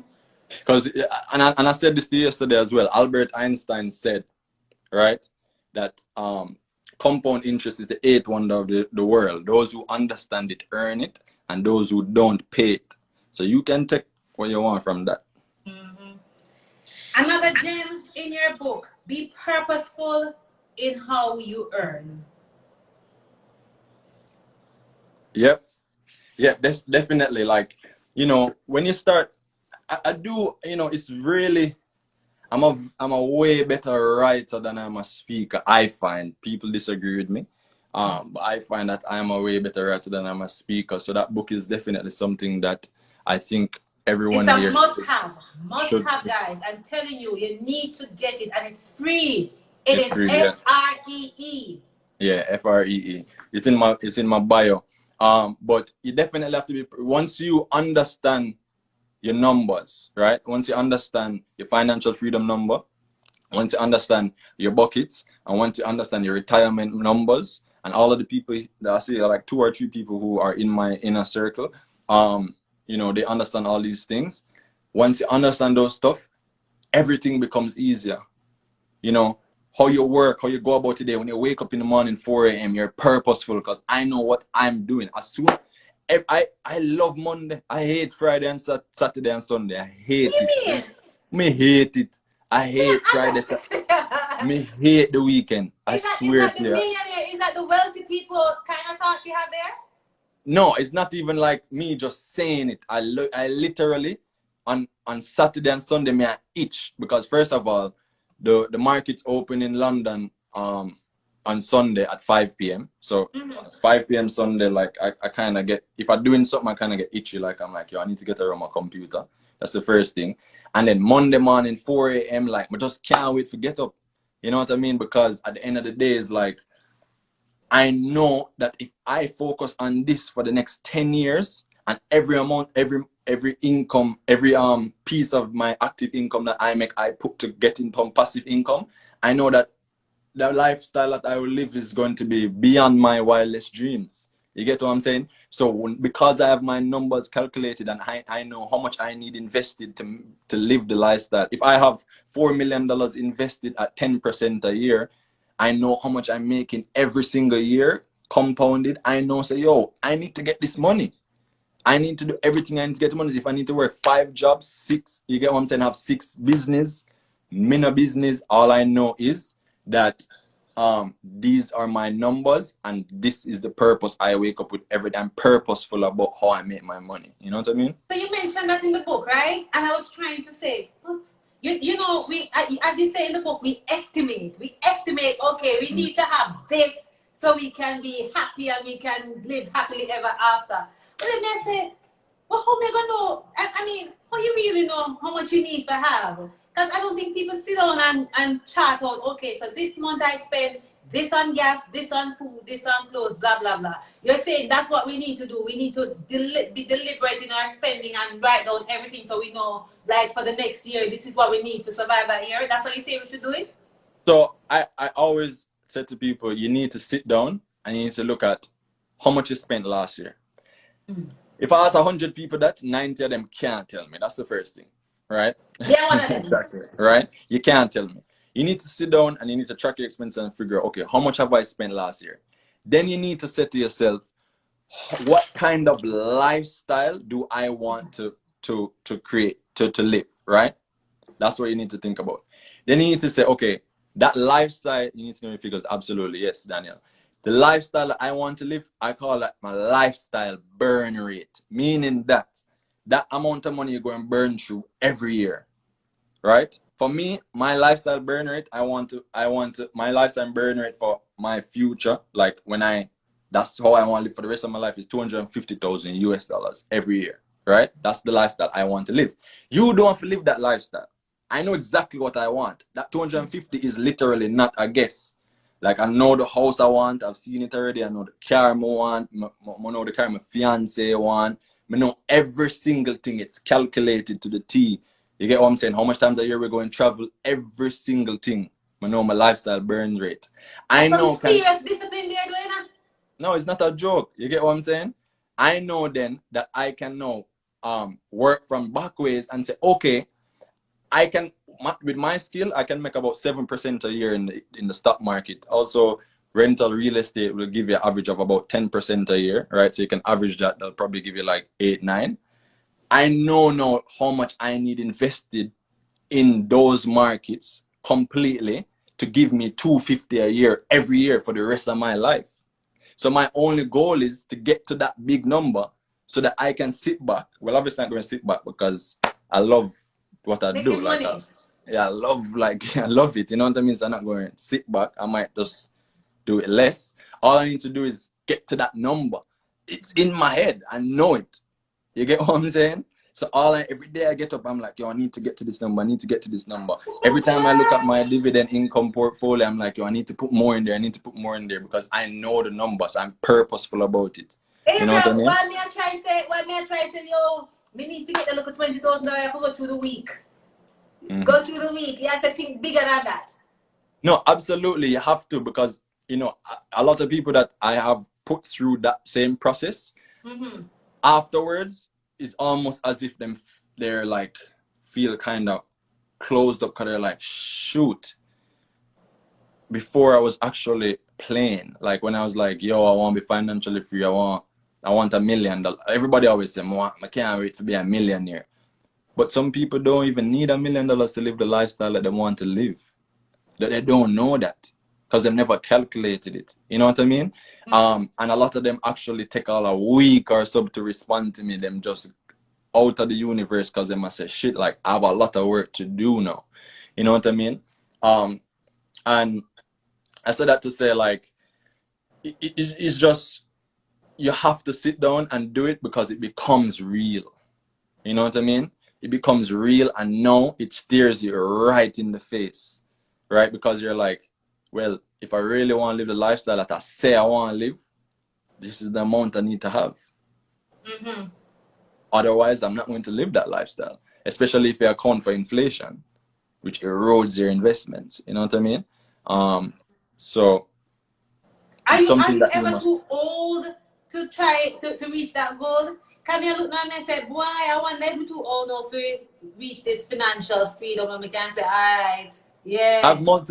I've had multiple mentors throughout my life that I've met that have taught me about money and stuff. And my the eldest one was 40 years old. He started and he's a millionaire now at 50, multi-millionaire. So in 10 years, he started at 40 and he started using, I've mentioned some of his strategies, but it's all around the same concepts. Just your buckets. Honestly, your buckets. Right? You take your active income, you limit the amount you spend from your active income because you don't want it all going through the hole in the bucket. You have a margin left every month. You fill up your savings. Once you fill up your saving bucket, then you can move that margin from the savings to the investing. And what the savings does is it protects your investment. Daniel said a lot of people run in to sell them investments. Rich people don't do that. You know why? Because they have savings to protect the investments. Right? That's the purpose of savings. The purpose of savings is to protect investments, and it is the sole purpose. People save for, I'm saving to travel. Like when I hear that, I always feel like, yo, what? You're saving to do what? Saving to travel. I'm saving for carnival. You know what I mean? It's the stupidest thing to me. You don't save to do that. You save to protect your investments. Your investments pay for carnival. Your dividends pay for carnival. Your vending machines pay for carnival. Your business pay for carnival. You get what I'm saying? Those additional wells, when you put that margin into the investing, and the investing starts to grow and create your little babies, and the babies start to create your babies, eventually have so much money coming in that it exceeds your expenses. And as long as you don't lifestyle creep, you'll be good. You can do what you want. It's not difficult. It's not difficult to do is just, you know, tedious, and many people don't want to go through the process of delaying the gratification. Because even in the book I said it, I said millennials and So people my somebody age, asking, how big is your savings bucket? your savings bucket should always be grown. Once you reach, so Daniel was speaking about this and you were speaking about this, Dara. It should be about 6 months. 6 to 12 months is fine. But as your investments grow, your savings have to grow as well. You know what I mean? Obviously, it won't grow at a fast rate in the beginning, but it needs to grow as well, so you can always protect that investment, right? So anytime something happens in the market, you don't have to sell your positions. You know what I mean? So that's my advice. But also, I was saying in the book, I said,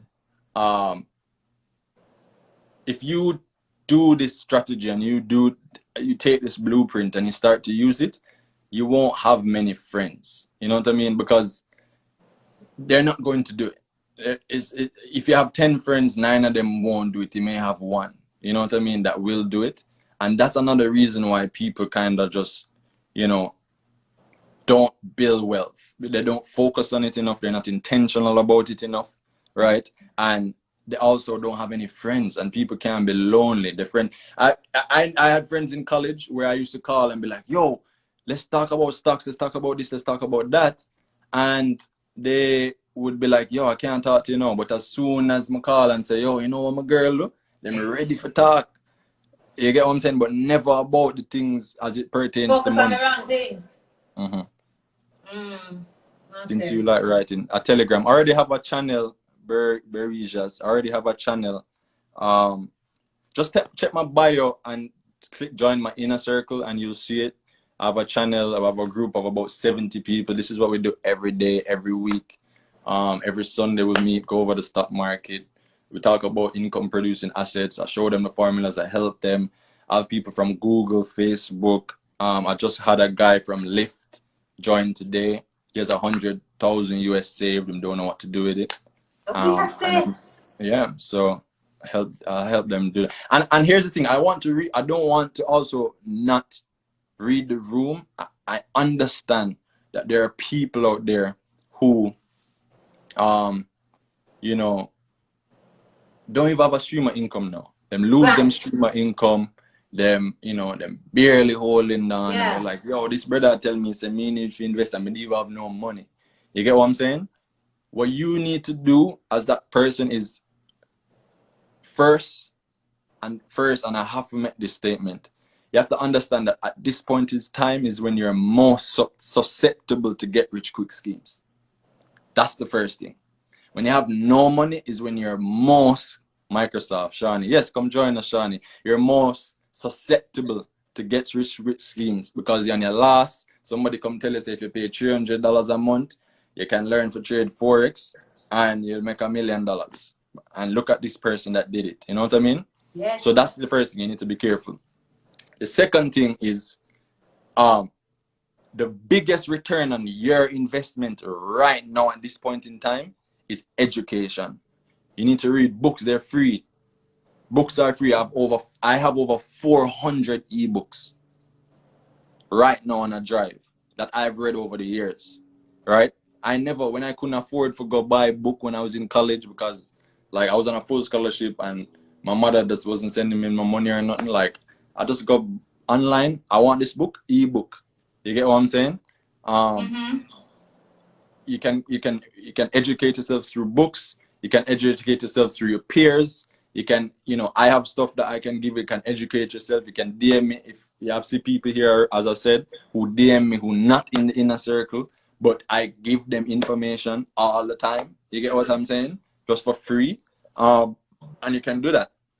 So that's the biggest return on your investment that you can make now, even bigger than $1 amount, your education.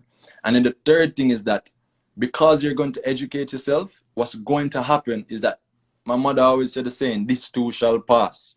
I remember when I was in college and I was doing exams, I'm stressed. I say, yo, when I think I'm going to graduate and God no, I can't manage. I'm just here in my head, this too shall pass, Abraham. This too shall pass. And I always stick to that. So this too shall pass. And if you invest this in yourself now, right? And you learn about your buckets and so on and so forth for the next 10 years. When you start to make that active income in the back of your head, you're always going to remember, don't put all my money down the bucket with the hole in it. Put a little bit into my savings until 6 months, and then I need to start learning about investing. I need to start buying income producing assets.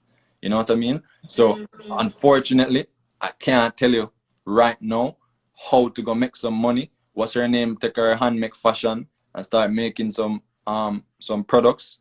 So I'm sure if Andre was here, I can speak on his behalf. He would say that people in Jamaica, young people in Jamaica, need to start being innovative and start creating more and finding ways to create through farming, through through agriculture, through a value-added products. That's his favorite word. You know what I'm saying? And you can try and go and do those things, but most importantly, you have to educate yourself.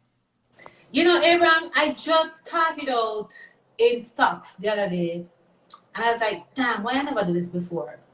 Me not you know, like, you know, since COVID, the value dropped down. But me kind of just put the stocks aside and said, it don't exist. Because I know it will come back up.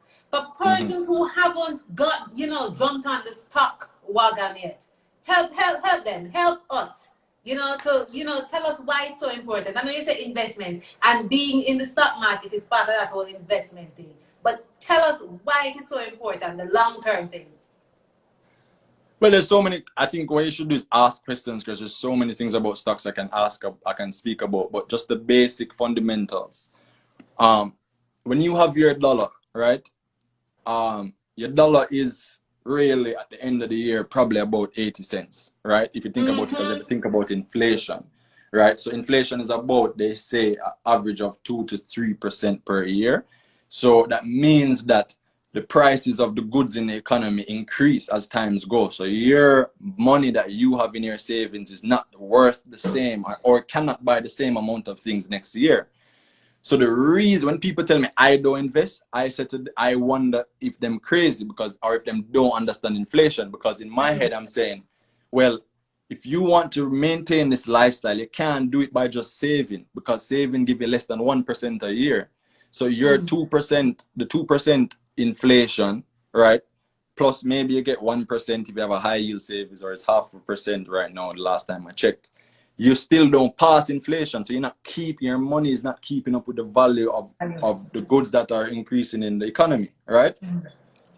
Now, what you have to do is try to get the S&P 500, which is a New York stock exchange, so the New York stock exchange in an index, right? It returns an average of 8% a year, right? So if you average out the years, the good times, the bad times, ups and downs, a matter of fact, last year in the pandemic, to the surprise of many, it actually ended 12% positively in a pandemic, which is incredible. But it averages about 8%. So if you're investing, what's happening is that your savings is increasing at 8% a year, meaning that you are beating inflation, right? So at least, even if you're not getting wealthy and super rich, at least you're preserving your money, right? Yeah. And that's one reason to invest. Another way to put it, and a simpler way to put it for just a simple man, is like this. Companies out there create value. So they take we speak about value added. Them take you know, Andre love to use this example. They take berries and they make jam. You get what I'm saying? That's value added, right? So them take a product, them add value to it, and them take a product that costs $1, them stamp it up and make it into jelly, and put it in a thing, and them sell it for $20, right? And they make a profit. What this means is that these companies can create way more value than you can. You go to your job and you have a simple swimming coach job, you make an active income, you make an income, you don't know how to do nothing else. But this company can take your $1 and they can turn it into 2, or they can turn it into 3, sometimes 5, right? So it makes sense for you to give them your money, for them to turn your money, your $1 into $2, your $1,000 into $2,000, your $10,000 into $20,000, right? 1-to-2 ratio. So how much amount you put in, you're getting 2 times, right? And that is just a simple explanation as to why a man who is a simple man farming should get involved in the stock market, because what the stock market is just a way for companies to raise money. Simple financing, since the principle of finance, there's only two ways a company can raise money. Them can raise money through debt, or them can raise money through equity. Equity is stocks. So them go IPO, initial public offering, often known as it's probably overpriced to my group members, right? And they have investors, regular people, give them their money so they can fund projects. Apple want to create a new iPhone or create a new vehicle, right? You give them their money, they do the research and development, they now create value added products from it and create a return, and they pay the investors.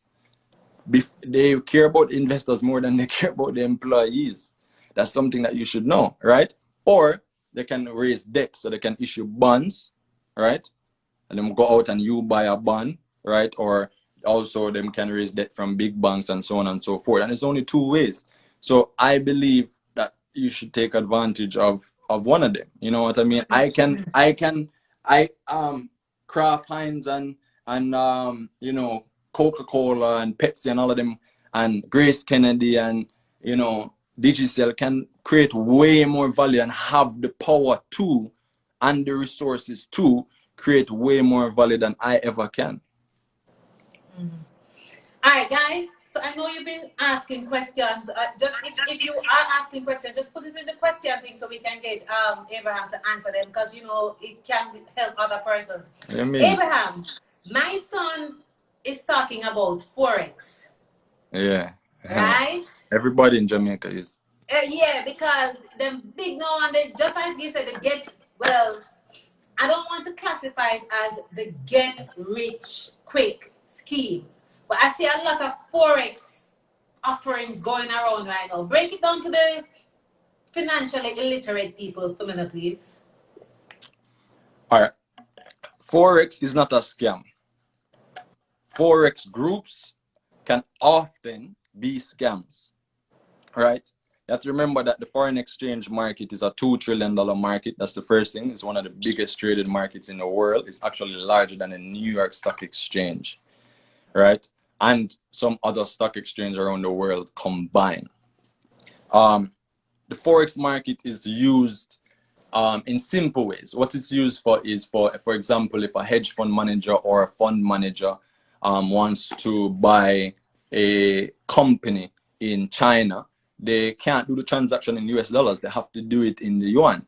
So they have to buy the yuan, right? And these cause fluctuations in the Forex market. If a Japanese company want to buy coffee in Jamaica, they can't do it in Japanese yen. They have to do it in JMD, right? And so on and so forth. So it is a real market that real investors use. I trade it, currencies and commodities in the Forex market, that real investors use and can make a profit. The important thing to understand is that you cannot move the market, right? The big banks operate 90% of the market, and you as a little man don't even get exposed to the real data flow and order flow in the market, right? Sorry, I was reading some of the comments. You only get secondary market price. So in that breath, it is a speculative investment. An investment is characterized by definition as an asset that you can put your money in and have and guarantee the safety of principal first, and then an adequate return, right? So Forex investing is by definition speculative. I do not advise anyone to put more than 10% of their net worth in it, because it can in fact yield significant returns, but you need to have a proven strategy that can take years to develop, right? And it comes through trial and error often, or you can pay someone to give you their strategy. These multi-level marketing schemes like IML, they don't have proven strategies from what I understand. And there are only very few actually even the banks, the big banks themselves who provide the liquidity to the retail traders say that 10% of retail traders are profitable, meaning that they make even $1 in profit, right? So advice to people, one, not a scam. So don't believe that. But if you want to get involved in it, don't put more than 10% of your network in there because it's a speculative investment. And then two, make sure you get education.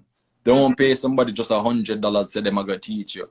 Pay for good education. I can suggest people to have sincerely suggest. There's this one person, his name is Zero to Empire.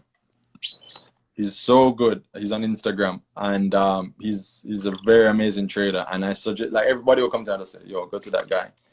He'll teach you everything you need to know, and I promise you'll see a great return." But you should diversify. So nothing's wrong with having some speculative investments. Yes, I trade in the currencies and commodities. I have a cryptocurrency portfolio that's doing well. I have stocks, I have a vending machine, I have dividend income, real estate, like different things that you can have because multiple streams, you know what I mean? So I know you're not a financial advisor. Let me say this again. He's not a financial advisor, people. Somebody's asking. But I think he can guide us, right? Especially with what's going on now with COVID-19. Persons want to get involved in the stock market. Let's go back to the stock market. What are the stocks that we should focus on right now? With everything we are going. I mean, education-wise, health-wise. Well, unfortunately, I do not take part in the Jamaican stock market, and that's a very bad thing. I really want to get involved. It's just that I don't understand it right now. There's some things about it from a high-level investor perspective that just don't sit right with me, and I want to get to understand it first before I get involved. I've asked many people, and they haven't been able to answer my questions. So I don't buy into things that I don't know. You know what I mean? But in terms of globally, King Daddy Mac, energy is doing good right now. Yes, at this current moment. In terms of short-term trades, I am looking at energy. But right now, my biggest interest is in REITs, right? Real estate investment trusts. Because of the pandemic, what happened is that a lot of people who have REITs have started to panic. And because people, they own commercial real estate often. They own private, buildings as well. I like the commercial real estate REITs. So they lease entire malls. So like if you go to a mall and the mall have J.C. Penney and all these people, they pay that real estate investment trust rent for the space in the mall. A lot of the REITs that I own also lease out to like Target, Dollar General, all these other companies. And what happened is that they were very depreciated in the pandemic because investors thought that because people wouldn't be able to go outside, that they wouldn't be shopping in the malls, and that they wouldn't be getting their dividend income checks, right? So they're very undervalued now. I'm very interested in them because I believe that as the vaccines start to roll out and as people start to go out again, then investors will be more confident that they'll be getting those checks and the prices should appreciate. So that's something just off the top of my head I'm very interested in. Anything educational wise, because I mean the same thing that's affecting us here would be affecting persons globally in terms of not being, well, I don't know if it's education, but tech wise, because with all the tablets, work from home, like so work from home, like companies like Zoom, of course, like all these work from home stocks and tech stocks. But right now, if I was to really if I was to be 100% honest, me and my groups of people who we kind of run through stocks on the weekend and everything, we found like stocks that we've been playing. Like we've made some good trades on Bed Bath and Beyond the last couple of weeks. Really? Also made some trades on yeah, absolutely, like people great still trades have to on buy Bed Bath and Beyond? Absolutely, really good trades on Bed Bath and Beyond. We made some good trades on Zynga, which is a gaming stock. Gaming has been doing really good. NIO is completely overpriced and overvalued. What so is as NIO? Kings, it's a stock that is kind of competing against Tesla. But this guy Okay. King Daddy Max is NIO. very overpriced, very overvalued. They don't even have a product. And you mentioned something that Jamaicans can invest on because I mean, I know you say you're not too familiar with our local market, but Yeah, they for can. persons, they can still invest in the overseas market, right? Yes. So what I was saying is, me and these groups, we found stocks, but a lot of them are overpriced. So they're at highs. You know, Daniel was saying buy low, sell high, right? So they're highs. You wouldn't, if you were at a mall and you pass your job, what kind of shoes you like? Dara? Lord, I'm a cheapie. I like Steve Madden. You like Steve? Oh, my mother loves Steve Madden. I think she's on the I live love too. Steve Madden. She loves Steve Madden and Zara. So Yeah, if you see your favorite Steve Madden shoes when you pass the mall, right? And you know that shoes usually cost $100, and I'm gonna sell it for $130. You gonna buy it? No.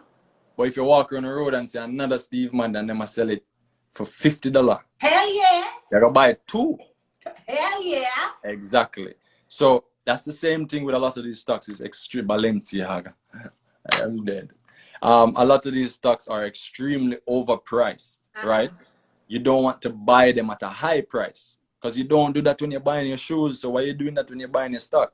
You get what I'm saying? You buy low and you sell high with everything else in life, but with stock you want to just go buy high and sell low. That don't make no sense. You know what I mean? I had a brother who in March come to me and say, yo, my wife want to sell the stocks in her portfolio and do home improvement. I say, you better lock up that portfolio there. And him called me recently and thanked me because he made more by holding it than by selling it. You know what I mean? But yes, people in Jamaica can invest in the US stock market. You can open TD Ameritrade accounts. It's very simple to do. It's just like opening a Facebook account, really. And you can, open it, fund it, and start to learn. And it's really something that I do encourage people to do. A great stock to look at for is Macy's. I have it in option and regular stock. Yeah. It is said that the Jamaican stock market appreciated the most a couple of years ago. But he did say that somebody's asking. It is said that the Jamaican Potsdam said it is said that the Jamaican stock market appreciated the most a couple of years ago. Can this be verified? Yes, the Jamaican stock market was one of the best performing stock markets a few years ago. I was even speaking to Andre about this the other day, and I was saying, of course, with a emerging economy, the return on investments, and I even learned this in finance and risk management in college, the return on investments on those markets are very massive because of the catch-up economic theory, right? These countries have a lot of upside when they make certain investments into infrastructure. Jamaica, for example, if they just make simple investments into roads, into agriculture, into technology, and all of those things, there's a massive rate of return on GDP from those simple investments. They call it the catch-up economic theory, because in a first world country like the United States, it can only grow like 2-3% a year. You get what I'm saying? But with those countries, it can grow 10, 15, 20% every year. So, it is expected and not surprising that the Jamaican Stock Exchange is doing so well, just simply because it's an emerging market. You know what I mean? If you look at, Singapore's stock exchange and all these other stock exchanges around the world, they also do well. Of course, Jamaica is fairly new, so in terms of the retail trader perspective, so a lot of people are going to kind of rush to it, especially the regular man, and the stock exchange in terms of its advertisement has really improved over the last few years. So they're reaching more regular people, and you hear about stocks is like, I mean, come on, think about this. Amount of people I know in Jamaica who play lotto. You think them man gonna go do stocks? You get what I'm saying? Like a regular man go play lotto. Him go just buy stocks too. It's like gambling for them. For me, no, because I know what I'm doing. But a regular man just here say, yo, say, did you sell like an IPO? All right, mad. Buy some stock. Somebody so I'm not surprised. From one play to the next is asking, what's your thought on investing in cannabis? Ganja. If I gave you an opinion, I'd be lying. I don't have any thoughts on it. I really don't. I don't have an opinion on that. You know, that sector. I think that, you know, there could. I really don't have an opinion. If I tried to like make up an opinion, I would be making up an opinion if I did. I don't like to like make up things. If I have an opinion, I have it. If I don't, I don't. Honestly, one of the best people to ask is Andre as well. I wish he was here today. I wanted to listen to him myself. You know what I mean? He is, you know, he has a company called Scarce Commodity, because, you know, marijuana is a commodity and it is very scarce. And, you know, he knows a lot about marijuana. I am not invested in marijuana stocks. I don't understand it. I haven't done enough research, and I would be lying if I told you what I Because thought she's about saying in the US it seems to be a thing or the thing. Yeah, because these stocks have been given a significant return, and in terms of retail investors, whenever something is booming, right, and showing great returns, they always flock to it. You know what I mean? So of course it's going to be the new thing, because, you know, of the rate of the returns that a lot of these stocks are seeing. Some stocks going from all 5 cents, 50 cents, $10, and so on and so forth. Those are significant returns.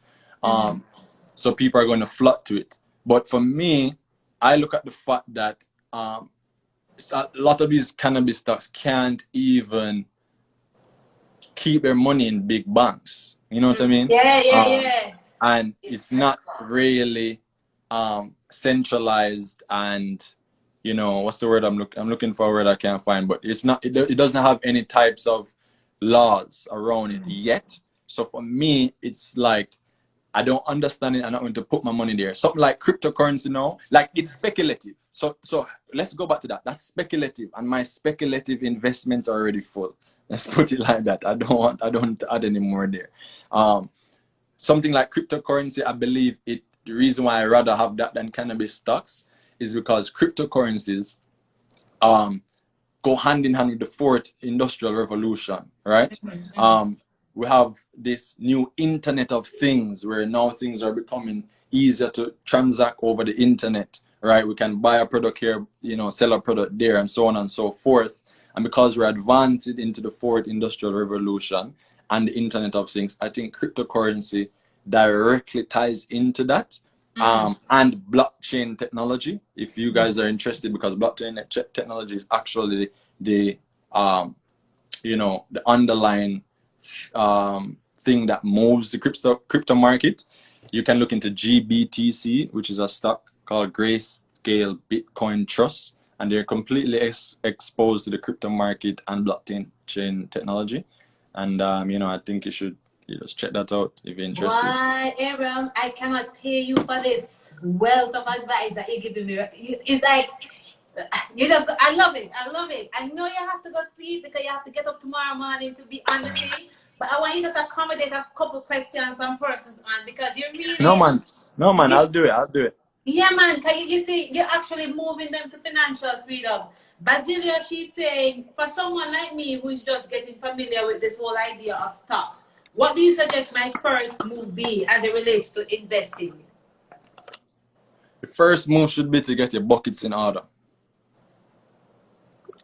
Get the ebook, learn about the buckets. It's in my bio. Get your buckets in order, so you know that you understand your necessities buckets, your saving buckets, your investing buckets. While you're getting your buckets in order, because I have people who come from different walks of life. There's a girl on here named Akila. She keeps commenting.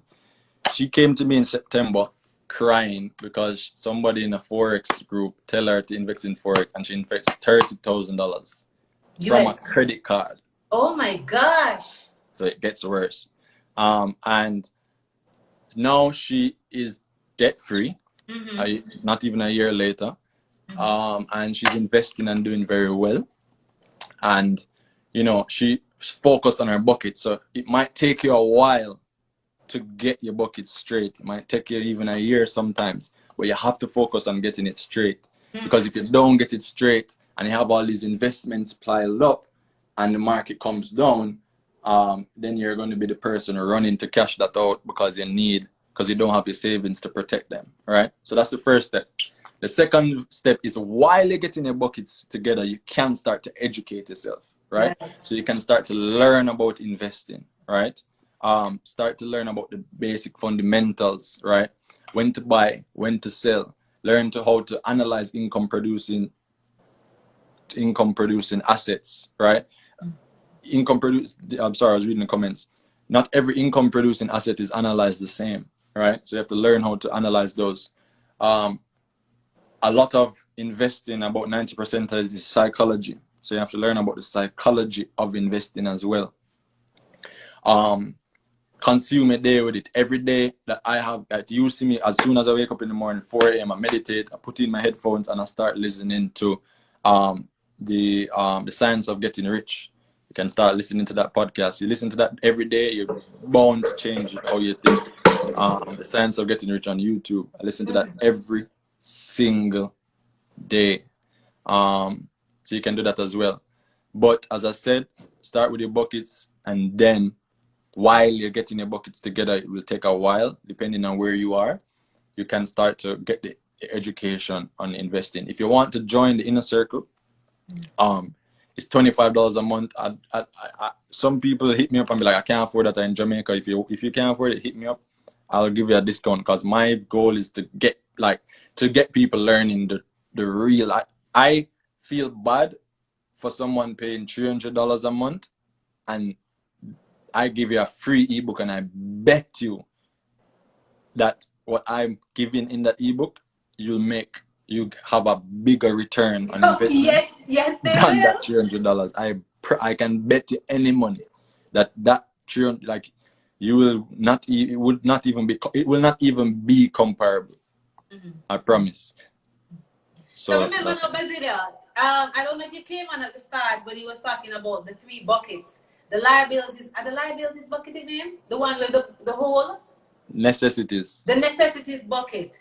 And that's the one that you need to plug in order to fill, so you can fill up like the savings bucket, and you can go into you see so bright, and this is all from Friday, Abraham. Listen, man. Next year, anytime we're supposed to say Abraham. Yeah, let me put this over here. Basilia says spend more than $25 on pizza. When me and my co-founder came up with this idea, he works at Facebook, and in the inner circle, he teaches about product marketing, management, how to build products, because he's a product manager, how to work on your resume and stuff like that, because he's really good at that. When we started, we said we want to make it the price of a meal per month. If you can go buy a pizza, as she said, $25 pizza a month, you can pay for this. And that's literally how cheap it is, because it doesn't affect me. Like, $25 don't matter to me. For me, it's just the commitment. You know what I mean? So yes, definitely $25 on a pizza. So yeah. And also your buckets,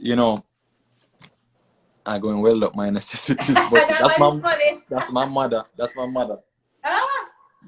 She said she's going well up right now. No, we all need to do that. You can't build it up. It's impossible. The necessities, remember, the number of holes in it, right? No, the necessities bucket is money that you have to pay to live. It's your bottom line. But the problem with it is you never get it back. You get what I'm saying? The only time you get it back is with your mortgage. If you pay your rent, you don't get it back. You're paying somebody else. When your bills come every month and you pay them, you get back that money? No. No, because it goes through the hole. You get what I'm saying? But if you every month put that money in the investment and you buy a dividend paying stock, every quarter you then pay you. You know what I look at, Abraham? I remember I was paying rent for over 10 years.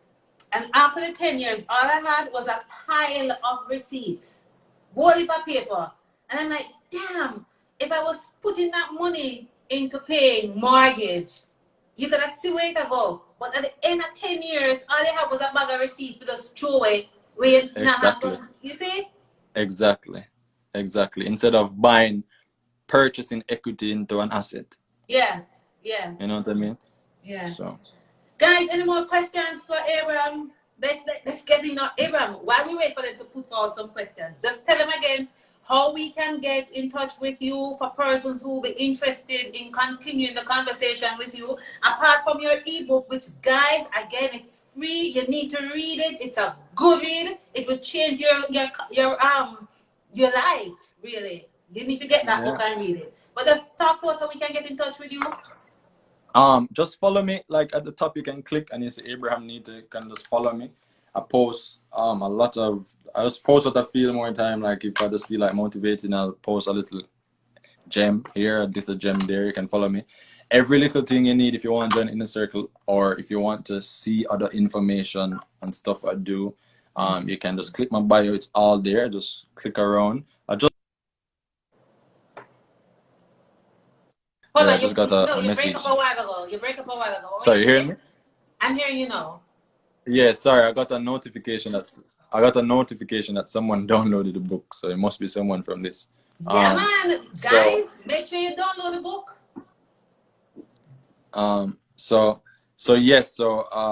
You can just click all the links there, and you can see different information. DM me. I answer all DMs. I might take a while to get around it. Well, like, this is what I love doing. Like, I'll talk about this till I'm morning. You know what I'm saying? Like, because this is what I eat, breathe, sleep, eat, breathe. Sometimes my fiance will say something to me, and I say, yeah man, me hear you all time in my head. Me I say, if I put X amount in a Coca-Cola, I can get back this per quarter. In my head. Tell them the example you gave with your fiance when she was driving and she saw the house and she's like, oh, I want that house, and then she said, no, it's not. I was like, oh, you know? Yeah, so we were driving to the supermarket on the weekend, and she said we saw a nice house, and she said it's like a single family home, right?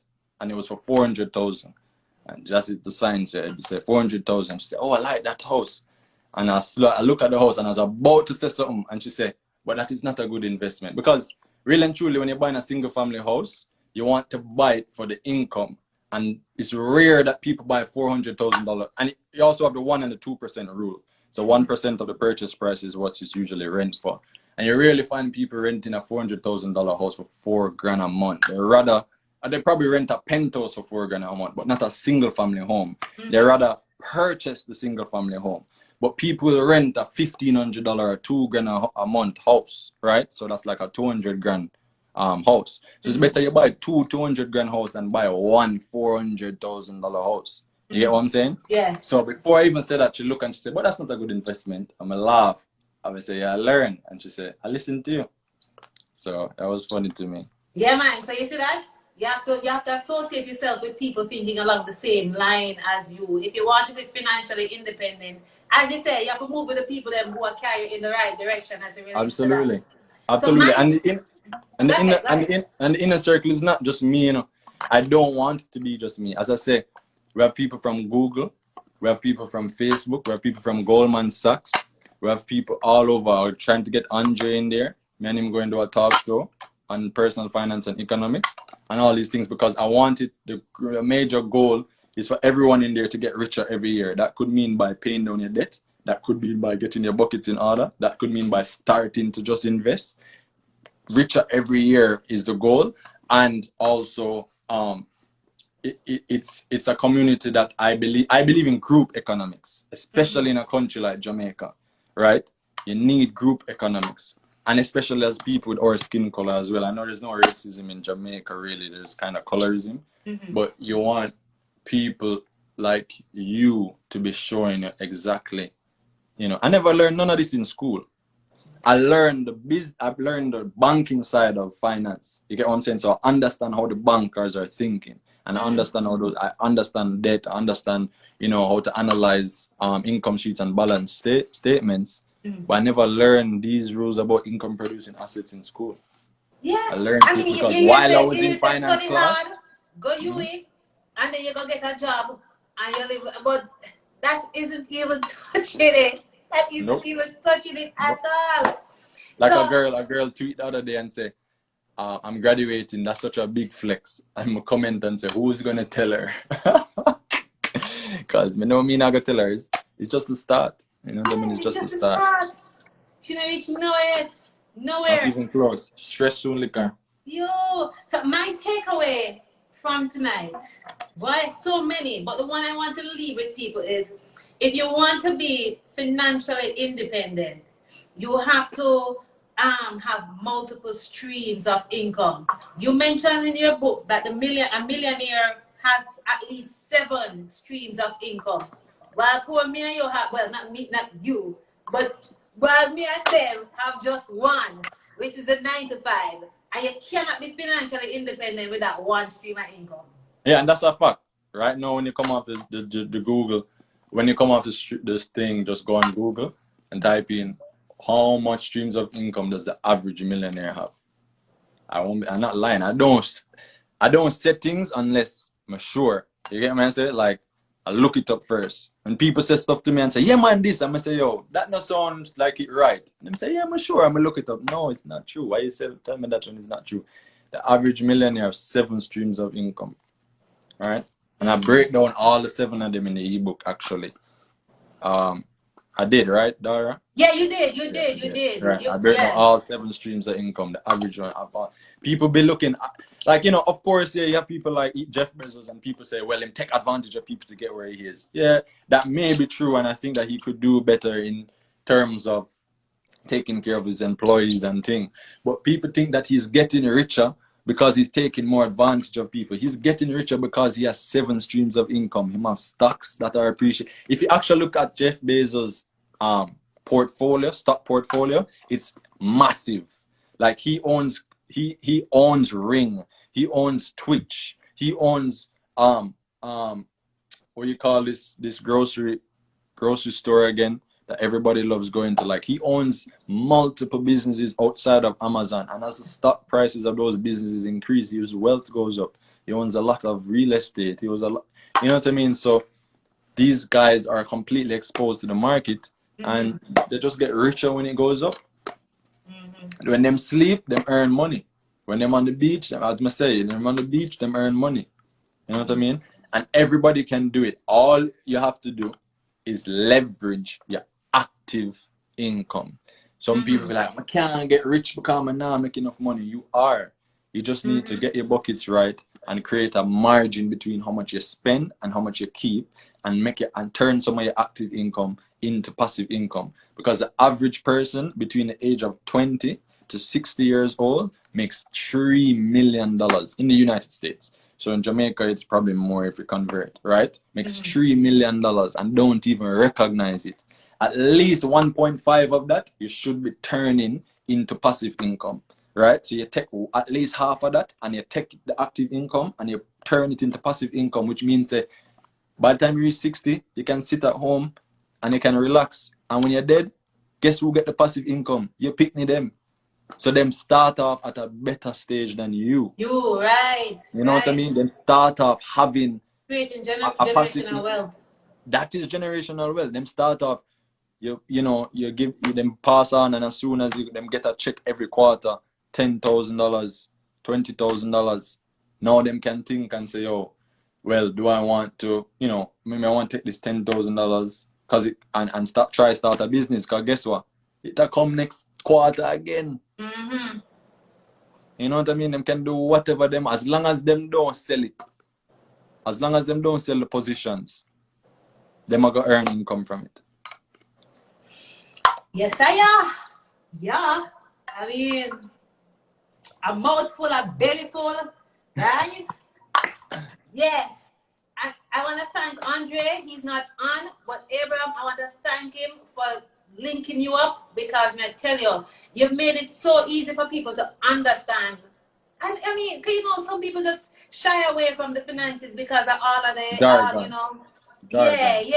But you just make it relatable. You make it the ordinary man can see where I'm going. And because the financial market is made by Wall Street and all these big bankers for the little man to give them their money under the guise of experience and understanding. You get what I'm saying? So they create all these jargons so that you're scared about it. So that you can say, oh, me not understand it, me scared me lose my money, so you take it and invest for me. And charge me 2% fees per year. So you already have 2% inflation. Now you have 2% fees So now you have to make more than 4% to even make a return on your money. And that's what them do. So most times when you have financial advisors who come to you, it's because they're selling a product and they need commissions to sell it to you. I'm not a financial advisor, I'm an investor. You know what I mean? So my job is to basically break it down as simple as possible. You know what I mean? The best, you think this is a joke, but the best investors, and I'm not talking about billionaires and millionaires, I'm talking about the average man millionaire, blue collar millionaires are really not smart people.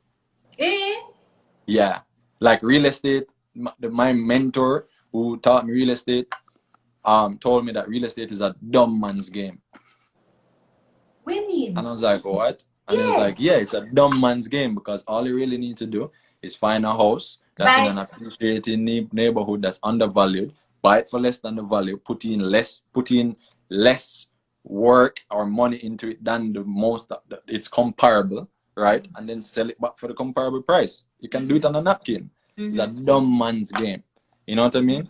And those blue collar millionaires are not smart people. I'll tell you the God, like, you have people who are computer scientists who are way smarter than them and way broker than them.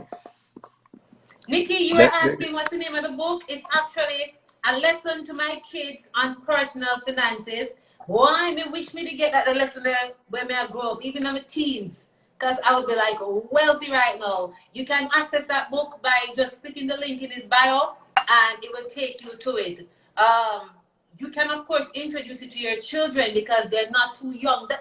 The language is so simple that even the pickaninnies can understand what I'm going on.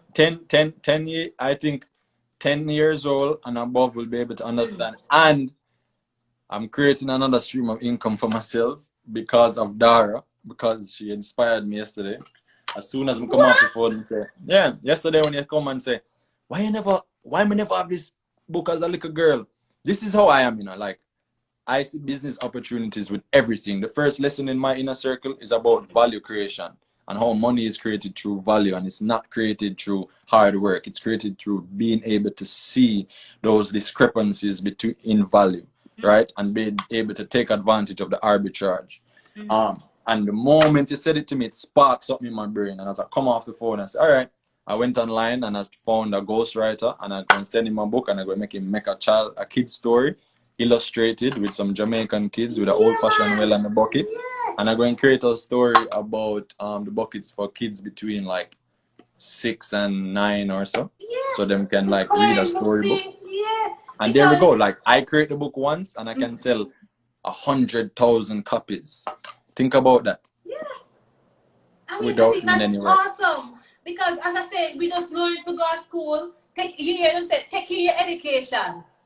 And so you can, when you finish, you can get a good job. Good job. Jesus, peace. And that me learning out. And look at me now. Searching for my financial independence. And a part of it, and it is true, taking the education so you can get a good job, but that's only active income. What after that? How do you leverage the active income to create passive income? Because a lot of people as well in my age are rushing to like drop out of school and, you know, oh, I don't need college. Look at all these rich people who never went to college and drop out of college. That is true, but the average millionaire went to university. You know what I mean? And university is something. I have my degree. I went to university. I never dropped out. But you know, having that first active stream of income is very important. You know what I mean? Whether it be from a degree or whether it be passed down from your family business or whatever it may be. It's what you do now once you get that first active stream of income to leverage it, right? I always say to people, use your job. Don't quit your job. Use your job. Just like your job use you, use it. You know what I mean? Go there, work, get money for your work, provide value so you can increase your income there. And when you increase your income, don't increase your lifestyle. Keep your lifestyle the same and use the extra and buy your way out. Use them. You made a good point a while ago. Because you know what happened? And it happens to all of us. Well, all of us.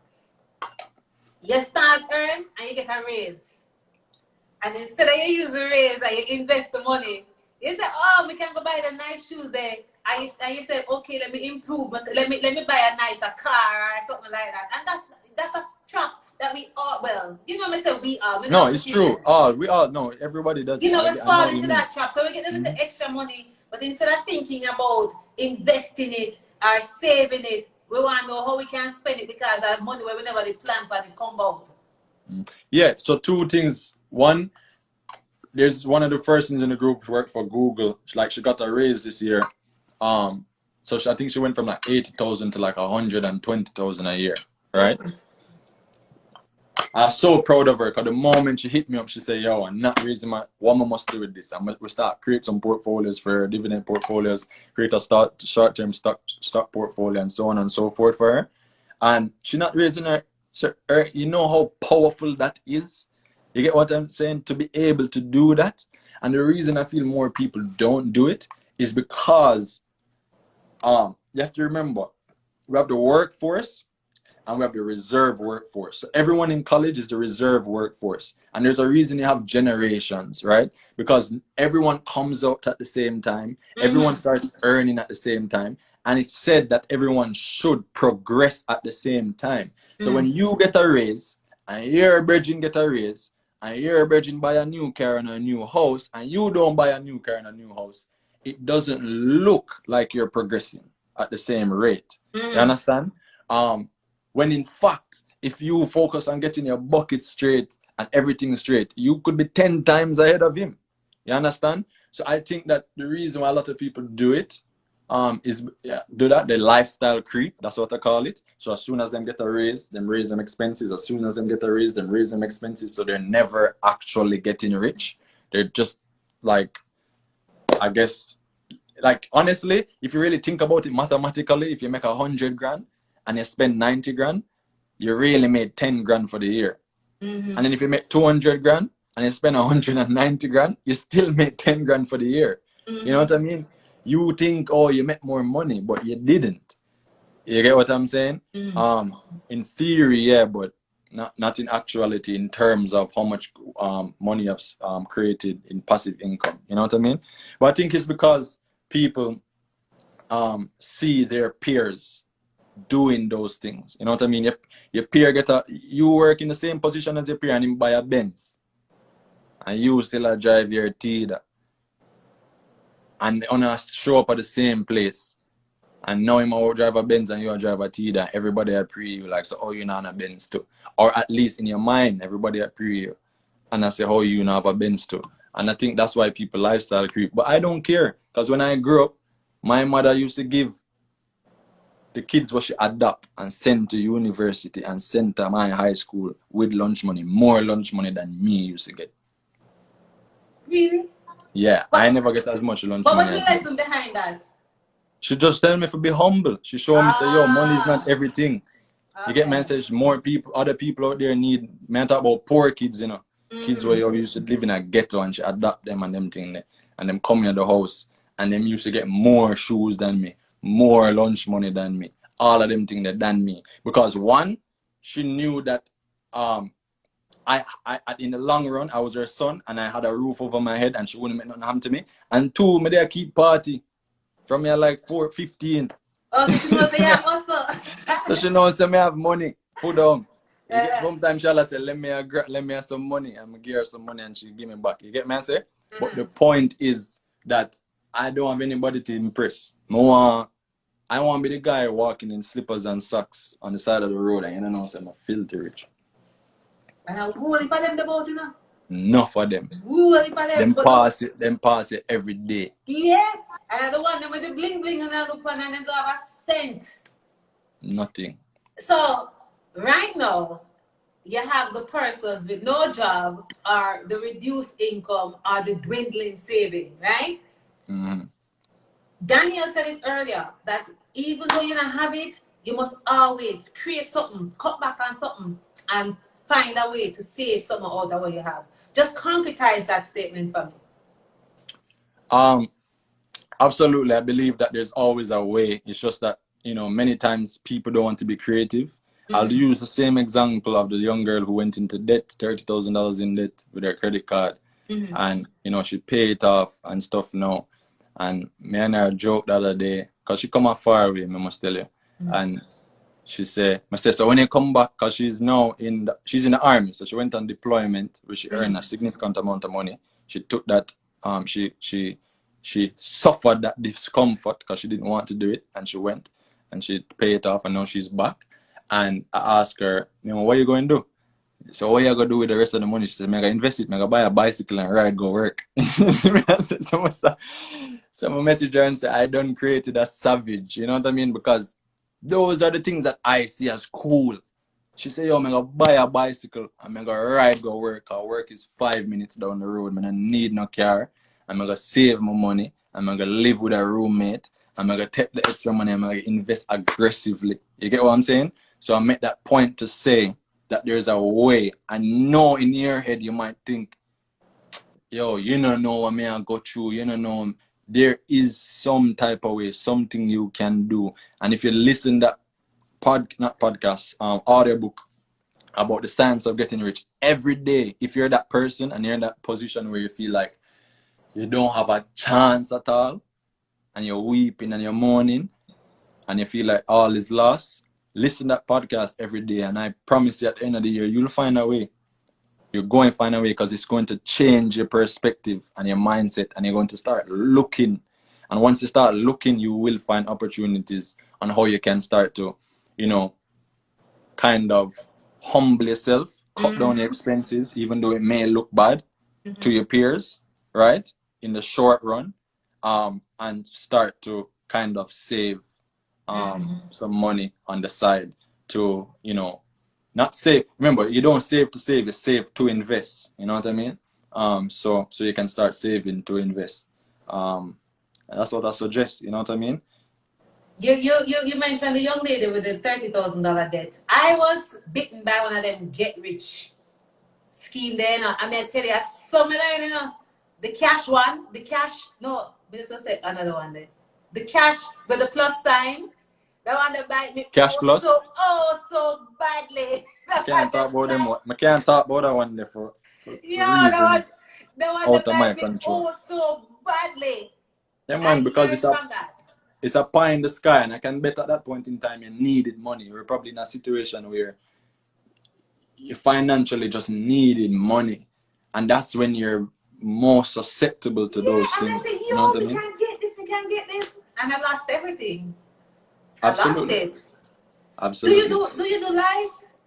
As I wrap up now, because I'm not keeping no longer. I mean, I could talk to you all night, but I need to send people over to your page. I need them to start following you. I need them to start reading it. By the way, you need a part 2 to that book, right?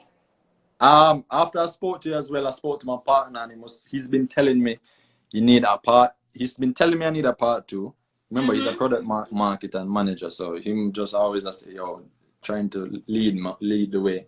He's been telling me I need a part 2. He actually sat down this evening and actually mapped out part 1 to 5. Woo. Right? And then he's been telling me I need to print it as well. So I mean, there's a lot of things that I'm thinking about doing.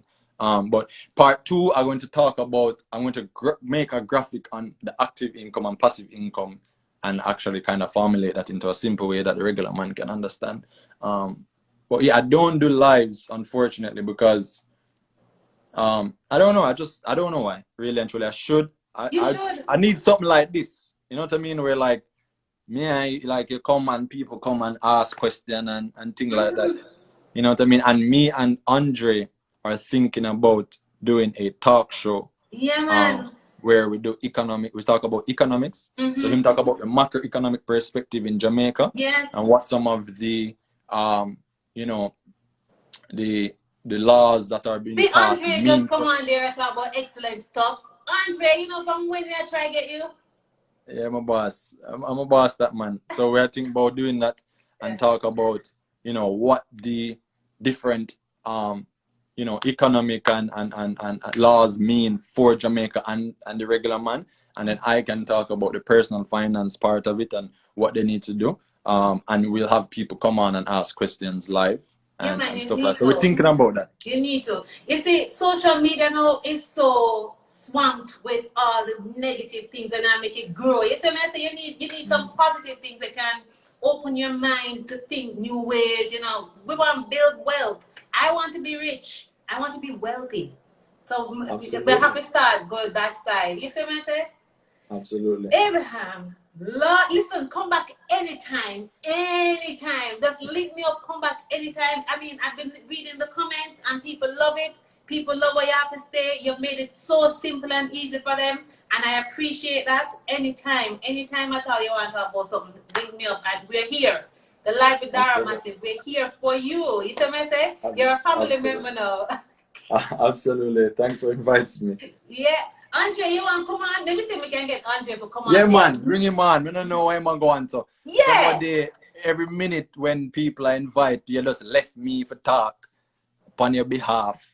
Yeah, man. Pressure. Even a quick minute just to talk about what's happening locally and where we should be putting our, Yeah, so I support that message.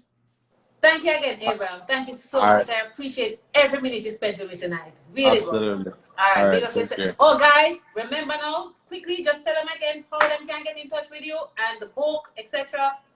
Yeah, just go like the easiest way right now, because like I don't want like people there here too much things for me to do. Kind of want to streamline everything. Just DM me, man. If you really have a question, if you really have a pressing question, DM me. Trust me, I'll answer it. If you want information on how to join the inner circle, is $25 a month. The cost of a meal. I run discounts frequently as well, like 20% off, 30% off, and stuff like that. And you're getting a Live with Dara discount, guys. Yeah, of course. I'll do a live next discount. I'm gonna put Live with Dara discount. Yeah, and there's a 25% off, and or whatever, and you just buy it and you just come, and it's not anything where it's really demanding. You just need to listen. You just need to show up. That's it. Show up. We have conversations just like this, and I'll get you started. If you want to talk to me one-on-one personally, I'll even do that. You get what I'm saying? Of course, I might be doing something while I do it. I'll have in my headphones. I'll get to know you and see if I can help you out and give you some advice, and we can move from there. So check the link in my bio, follow me, DM me, whatever. I love to talk, Thank you so much, Abraham. Big up yourself. See you. All right. We, no sir. I'm gonna like them something here. And we say owning 2021 and beyond. You see what I say? I mean, we're financial within there. We're financial burden I got this year. We're gonna change it up. We're gonna change up how we finances stay to ensure that we live better. We live better. You have to start by, as Abraham said, plugging the necessities bucket. Cut back on it. Cut back on some of the things that are in that bucket, so you can put it in your savings, so you can put it in your investment. Andre, I am coming to you now. I'm happy that at least we get a little piece out of you tonight. I'm so happy. So happy. Andre. Hi there, how are you today? Oh, listen, I am awesome. Abraham, I mean, he's been talking from before 9 o'clock, and you see, almost 2 hours later. Realize the time. Yeah, he has a depth of knowledge as it relates to investing now, especially how young people understand investments. That's why we recommended him to be on the show tonight to speak to your guests about how best they can turn their dollars into $15, and from $15 to $100, and from $100 to $1,000, and so on, But overall, what we're seeing is that everyone is now strapped for cash and want to be in a position where they're on the investment advantage. And it is important for us to continue to keep our eyes open, because the global investment horizon has been expanding, especially since the world is retransitioning from one industrial state to the next. So we're basically moving from the third industrial revolution to the fourth industrial revolution, where people are now moving away from the physical production of many things to these being produced in the Internet of Things. So you realize that internet money now is going to become a new and a worldwide phenomenon. That is why we saw where Bitcoin and all these currencies over the last 6 months have been exploding in value. We're also looking at different types of avenues on the internet to provide services that will be of high value. So Abraham spoke of what we talk about, we will call value creation. So value creation is the difference between the input cost of what you want to do and how much you are exchanging it for. So say, for example, a painter might paint a painting and he spends in total, I don't know, 10,000 Jamaican dollars to purchase the paint, etc., etc. But because of the creativity that goes into the artwork, that painting end up selling for $100,000, $1,000,000, and so on. So that is just one example of value creation. Right. And the idea now is not necessarily to think about economics as how we did when we were younger or how our parents did, which is really to get a degree and become employed and work. Yes, you need a degree, but you have to now start to think about how do you create value? Right. What am I good at? What am I not good at? So you realize that a lot of young ladies, they can sew. A lot of young ladies, they are bakers. A lot of young ladies, they have certain innate skills in them that they can use. And there are some simple things that people are baking, some simple things that people are sewing, as an example. Look at a simple ribbon in your hair. So you can say, okay, these are independence ribbons. These are whatever, you attach a name to them and you attach a story. And once you attach a name and a story, then this is what brings the value to the product or the service that you are. So you realize that a lot of the people now with their pitch, there's always a story Right. that brings the product to market or brings a service to market. Because people like when a story is behind whatever they want, they like that story when they're buying into the product, right? The story adds the value. Right. So you have a turmeric soap, somebody have a turmeric soap, but your turmeric you have to cross 6 mountains and 6 valley, and it was planted right around where Nanny used to used to be. So these are the things now that will put you at an advantage. Jamaica is not competing with Jamaica. Jamaica is competing in a global world of business and commerce. So what normally happens is that Jamaica is considered to be a country of samples. So normally whatever we try to produce, it's produced to us in large quantities, but relative to the rest of the world, because we're only 2 million people, 3 million people, the world is 8 billion. It is produced in minuscule quantities when compared to the rest of the world. And what does this do? This basically limits the explorative ability of the product that we create. Because somebody in Colombia wants some samples, somebody in New Zealand wants some samples, somebody in India wants some samples. People all over the world need samples. By the time you finish sampling, you give it all the product. So the idea is that we have to start looking at globalization as a real thing. And looking at any product that we create as having the ability to penetrate global markets and reach millions of people. With that mindset, then we'll approach our productive efforts in that particular fashion. And then there are many instances where I've seen, and this is a big problem in Jamaica, people prefer to own 100% of $100 than 10% of $1 million. So people don't really like to collaborate even when they have the same idea, because of the want to be the owner. Everything, or yeah. the want to be the entrepreneur, or the want to be the person behind a particular thing. However, what you realize is that whenever people collaborate and share ideas and they put these ideas together, these ideas give them the opportunity now to be in a better position as a collective group.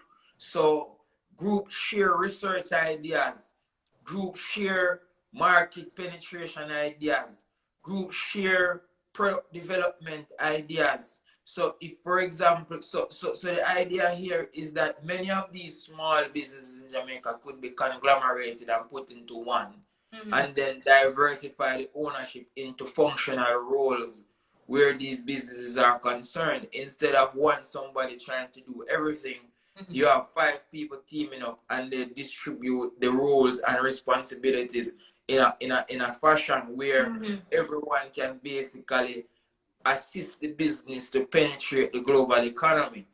And that gives you collectively more bargaining power as well to source funding for your business or to source whatever government benevolence that you might need. So the idea of how business is done on an international level and how we do business in Jamaica is really what is putting us or keeping us as this so-called MSME. Yeah. So the idea is many of these businesses don't even reach MSME status, because when you think about it on a global level, a small company, micro company, there are upwards of 50 million Jamaican, 5 and sometimes even upwards of a million US. So we are what you call nano companies, very, very small companies, not necessarily or not even MSME. You understand? But Andres, but how you get them now to that stage? Because as it is right now, you know, where Bada can say that not gonna happen, that will never happen. How you get them to the stage where you say, guys, listen, through collaboration, we can grow bigger and better. May you think business reach a stage in Jamaica? Yeah, it hasn't been on their frontal lobes to collaborate, I must say, because many people, as I said before, want to be the person who owns. The boss. I think this will come through education. I think that the idea here is that we have an understanding of the end game. What exactly is the end game? And Abraham spoke about this. Many people's end game is the look, not the substance.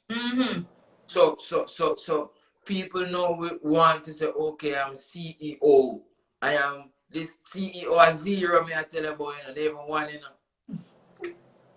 CEO a negative, you know.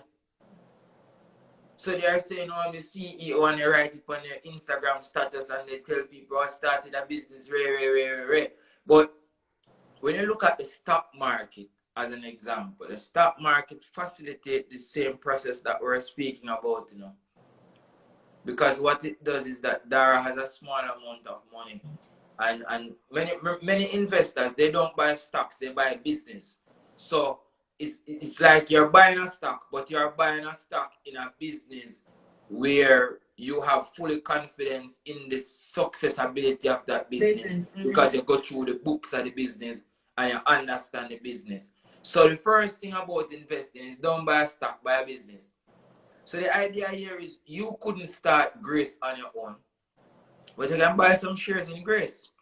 But there are many people who are making sauce here, sauce there, whatever here, whatever, pickle there, pickle here, wine there, under different labels. While if them come together as a consortium or whatever the case may be, then they will be in a position. So the idea is how they understand business. And it will come through education. It will come through an understanding of how, through a communal type of business ownership, which is what the stock market does. It gives you one vote, one share. It's the same thing for these small businesses who get one vote, one share. You follow what I mean? So the idea is for us to begin this public knowledge now, to group, first of all, start these associations with people who produce the same thing. So I am making sorrel wine, Dara is making sorrel wine, Abraham is making ginger wine, whatever. This, we call this the wine consortium. I'm link Dara, I'm link Abraham, we come together, three of us. How many wines they make a week? Whatever. Rare. And we put one label and put 3 heads behind marketing the wines. I know say we're splitting the profits depending on the input. So idea is these small groups of businesses that exist scattered across the island doing the same thing in a very small way. We have to find a way how to pool them together so that they can do the same small thing, but no, in a big collective way. In a big collective way. I want to move from that and go to something. So earlier at the start of the show, I had persons coming on. One young man who is saying him lose him job and he never save, so him not nothing left. Him not even have a rainy day. This other person who she has found other streams of income. So she kind of died. So she although she stopped work. So she take off one of the streams of income. Let's go on a national scale now. The year just start. What we can expect for the rest of the year based on what you're seeing? Boy, from my observation, output will increase from where it plunged last year. So last year GDP, which is overall output, fell by about 11%, and unemployment increased 3 percentage points from where it was 7.2% now to about 10.5%. So a lot of people are out of work and want avenues through which I'm just advising everyone to use this phase as a whole mental life restructuring phase. So this is not the phase for you to be worried about getting rich. This is the phase for you to be worried about getting the information that you need to put yourself in a comfortable position. From a broad brush point of view, I would implore that a lot of people use this time to gather the education that they need to help to boost whatever they want to achieve. Don't be afraid of learning, because learning is what allows you to be in an advantageous position relative to others. Learning is what allows you to be able to think clearer than the average person as to where you need to be in next position. So the idea is that many people are now trying to see how best they can get wealthy from this recession. It is important that you do so, but also it is important for you to see how best you can understand what you need to know in order to become wealthy over the next decade or the next 15 years. So there's always a foundation that is necessary. And I think this time should be used to establish that foundation, learning something online, how to invest, why to invest, etc., etc. Other than that, if you have money, let's go buy some phone care and start selling liquor. I only advise that we can. You understand what I'm saying? Because the globe now, it operates of boom and bust cycles. So boom, it's a economic expansion. Bust is what we refer to as a recession. And we've been in a recession since 2020. And 2021, we are expected to escape this recession, but it is not dependent on us in its entirety. It's dependent on what we call an exogenous factor, exogenous shock, which is this global pandemic, and it keeps evolving. So if you have a business that requires you to travel, you will not be in a position to really conduct that business. So the most you can do is plan how to execute that business. So everyone has within them an innate ability that they can use to create value. You have an innate ability you can use. You have to first find that innate ability. And once you find that, then you are in the first base position. And once you're in the first base position, it means therefore that you now can build upon that foundation that you have created. And the rest of it is just practice. Practice, practice, practice, practice, practice. There's a book called Outlier. And in that book, it speaks about people who have become successful at what they do. And the idea here is that everybody was born with a talent and everybody was born without talent. It's how you practice and prepare. So they have this 10,000 hours rule that says that anything that you do for 10,000 hours, then gradually you can become an expert and a master at that and begin to make a lifetime of wealth from that. So you, for example, Dara, you're a media personality. So your 10,000 hours would come in your presentation, your preparation, how you put things together and articulate journalism and news and these things that we're doing here now. So the idea is that begin to practice, everyone. Whatever you're doing, get up out of your slumber and you're sleeping and start to practice. Start putting in those hours. Because 10,000 hours doesn't come overnight. It comes through years of practice. But Bill Gates put in his 10,000 hours by he was 15, 16 years old. So it wasn't as if he was a super genius beyond the ordinary. It was as if he knew what he needed to know from very early. And then he spent those time to know that through putting in the preparation time.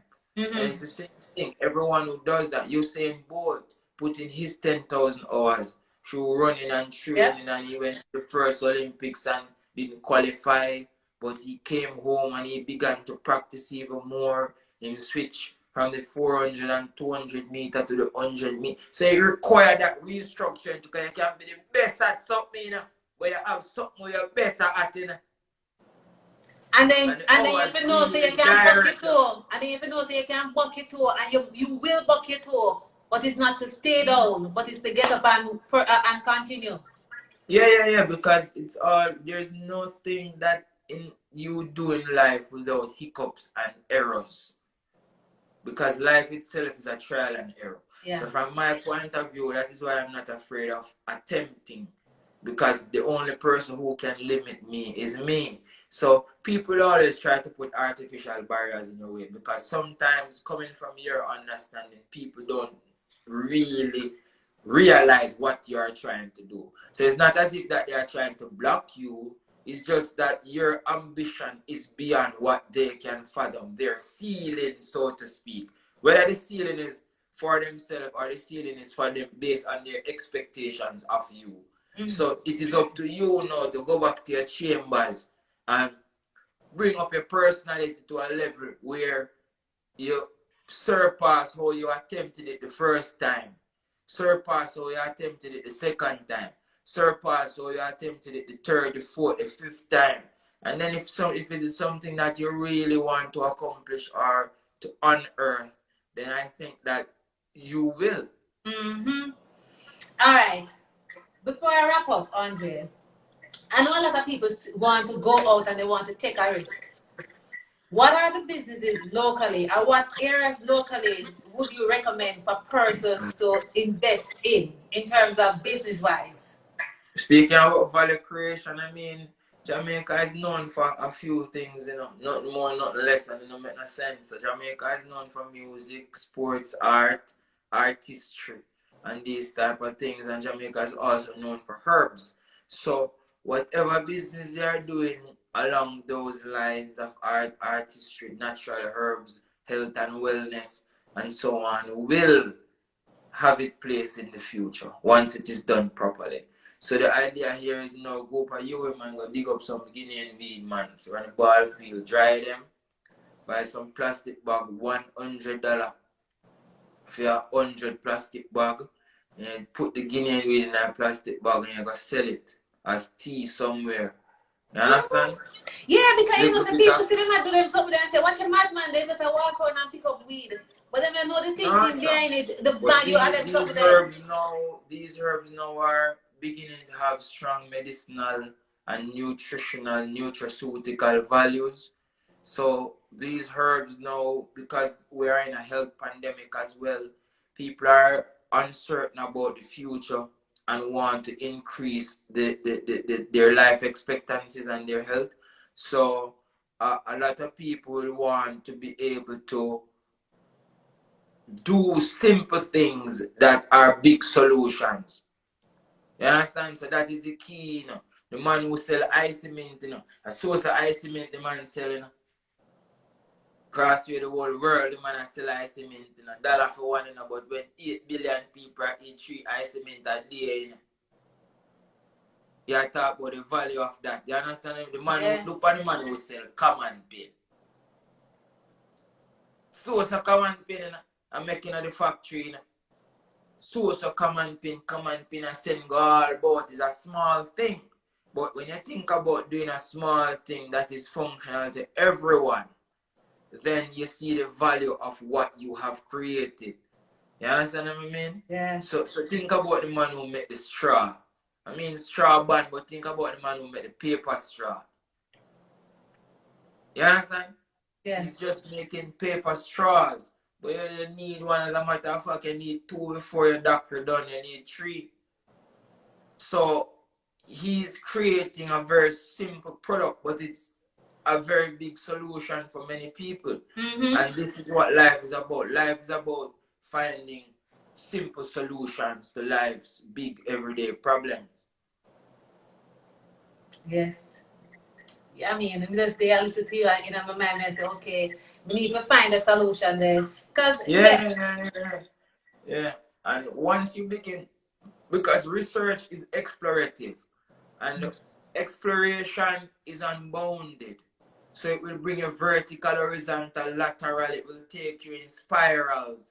But what you need to know is that it takes you somewhere, that you are learning something beyond what you already know to do what you need to do.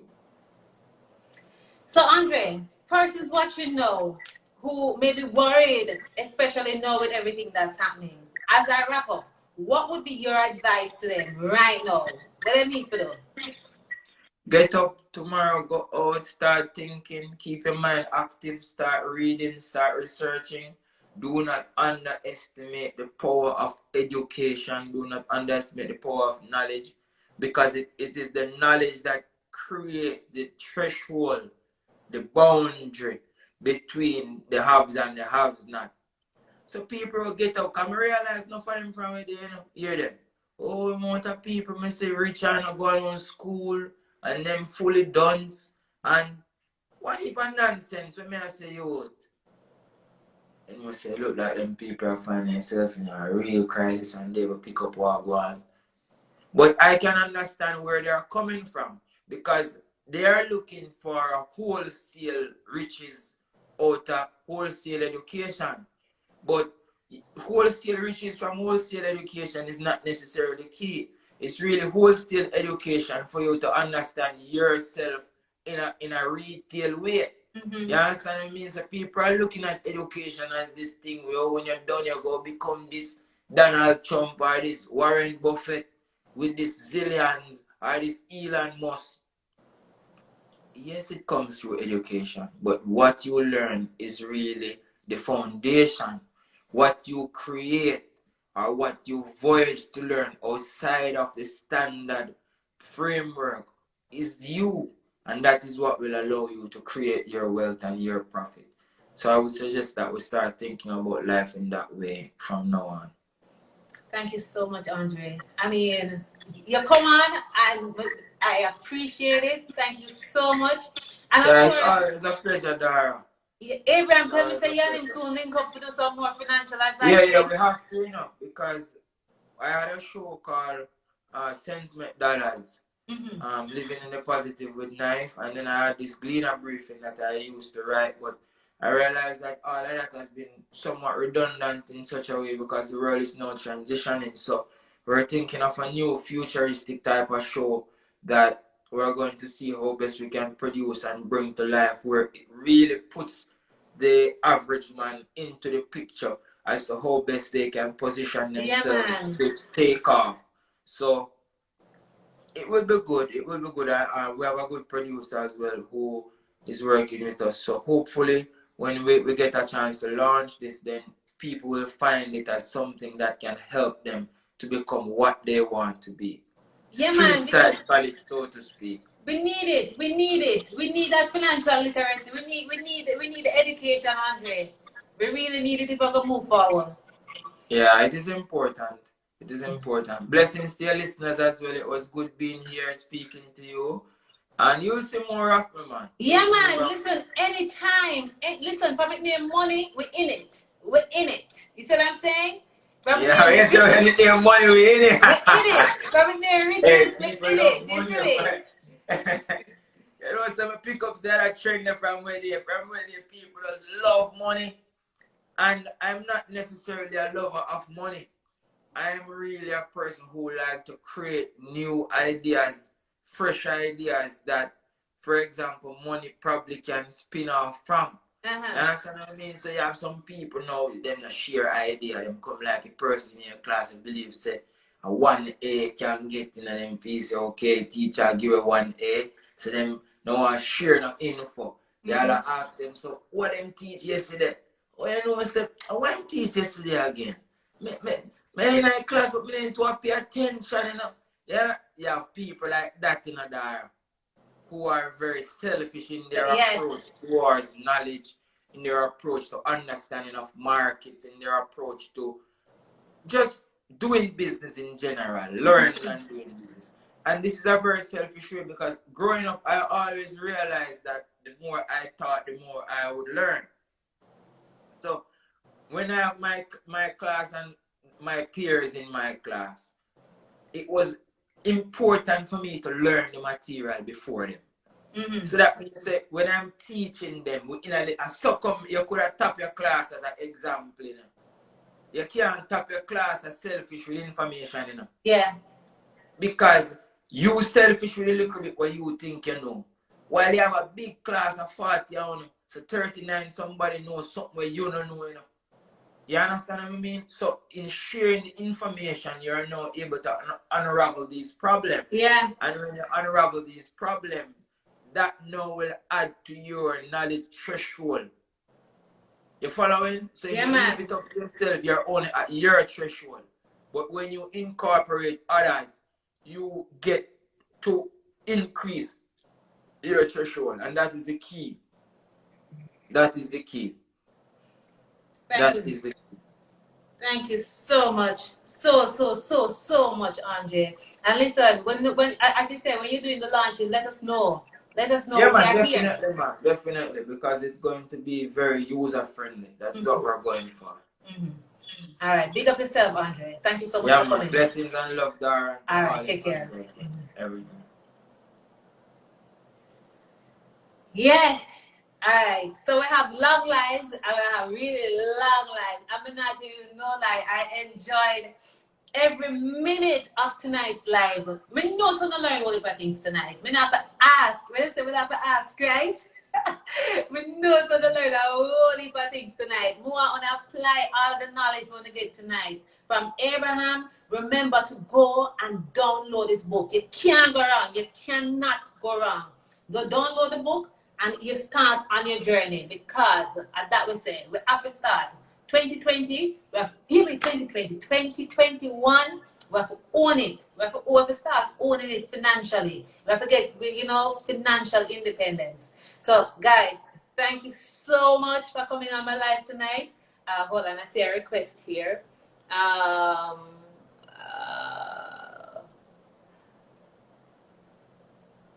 see. Hold on, so I'm going to take this request. I just have to take the one here. I hope you're still on. I hope you're still on. Nita for you. I'm going to take you to hear what you have to say. Madam, how are you? Yeah, man, but I'm saying thank you guys so much for coming on my live. You have to learn something. And that's the aim of this live. That at the end of the day, we learn something from it, so we grow. You see what I'm saying? I mean, you have the rare topics, because sometimes, like, it will come out the Valentine's now, so I might put on a little rare one. But at the end of the day, there must be some takeaway from the live. And I'm hoping that, okay, I'm not getting her. Yeah, and I'm hoping that you have found your takeaway tonight. The live will be on IG for a couple hours tonight. And then after that, I'll take it down and I'll upload it to my YouTube channel. So, guys, give me a follow, man. I have the YouTube channel and we can't even reach 500. Please go and like, share, and subscribe, and let's get this thing going. So you can find it on the YouTube channel as of tomorrow. But again, thank you. Thank everybody who is here tonight. Big up your flipping self, and I'll see you all next week live with Dara. Until then, take care of yourself. Bye.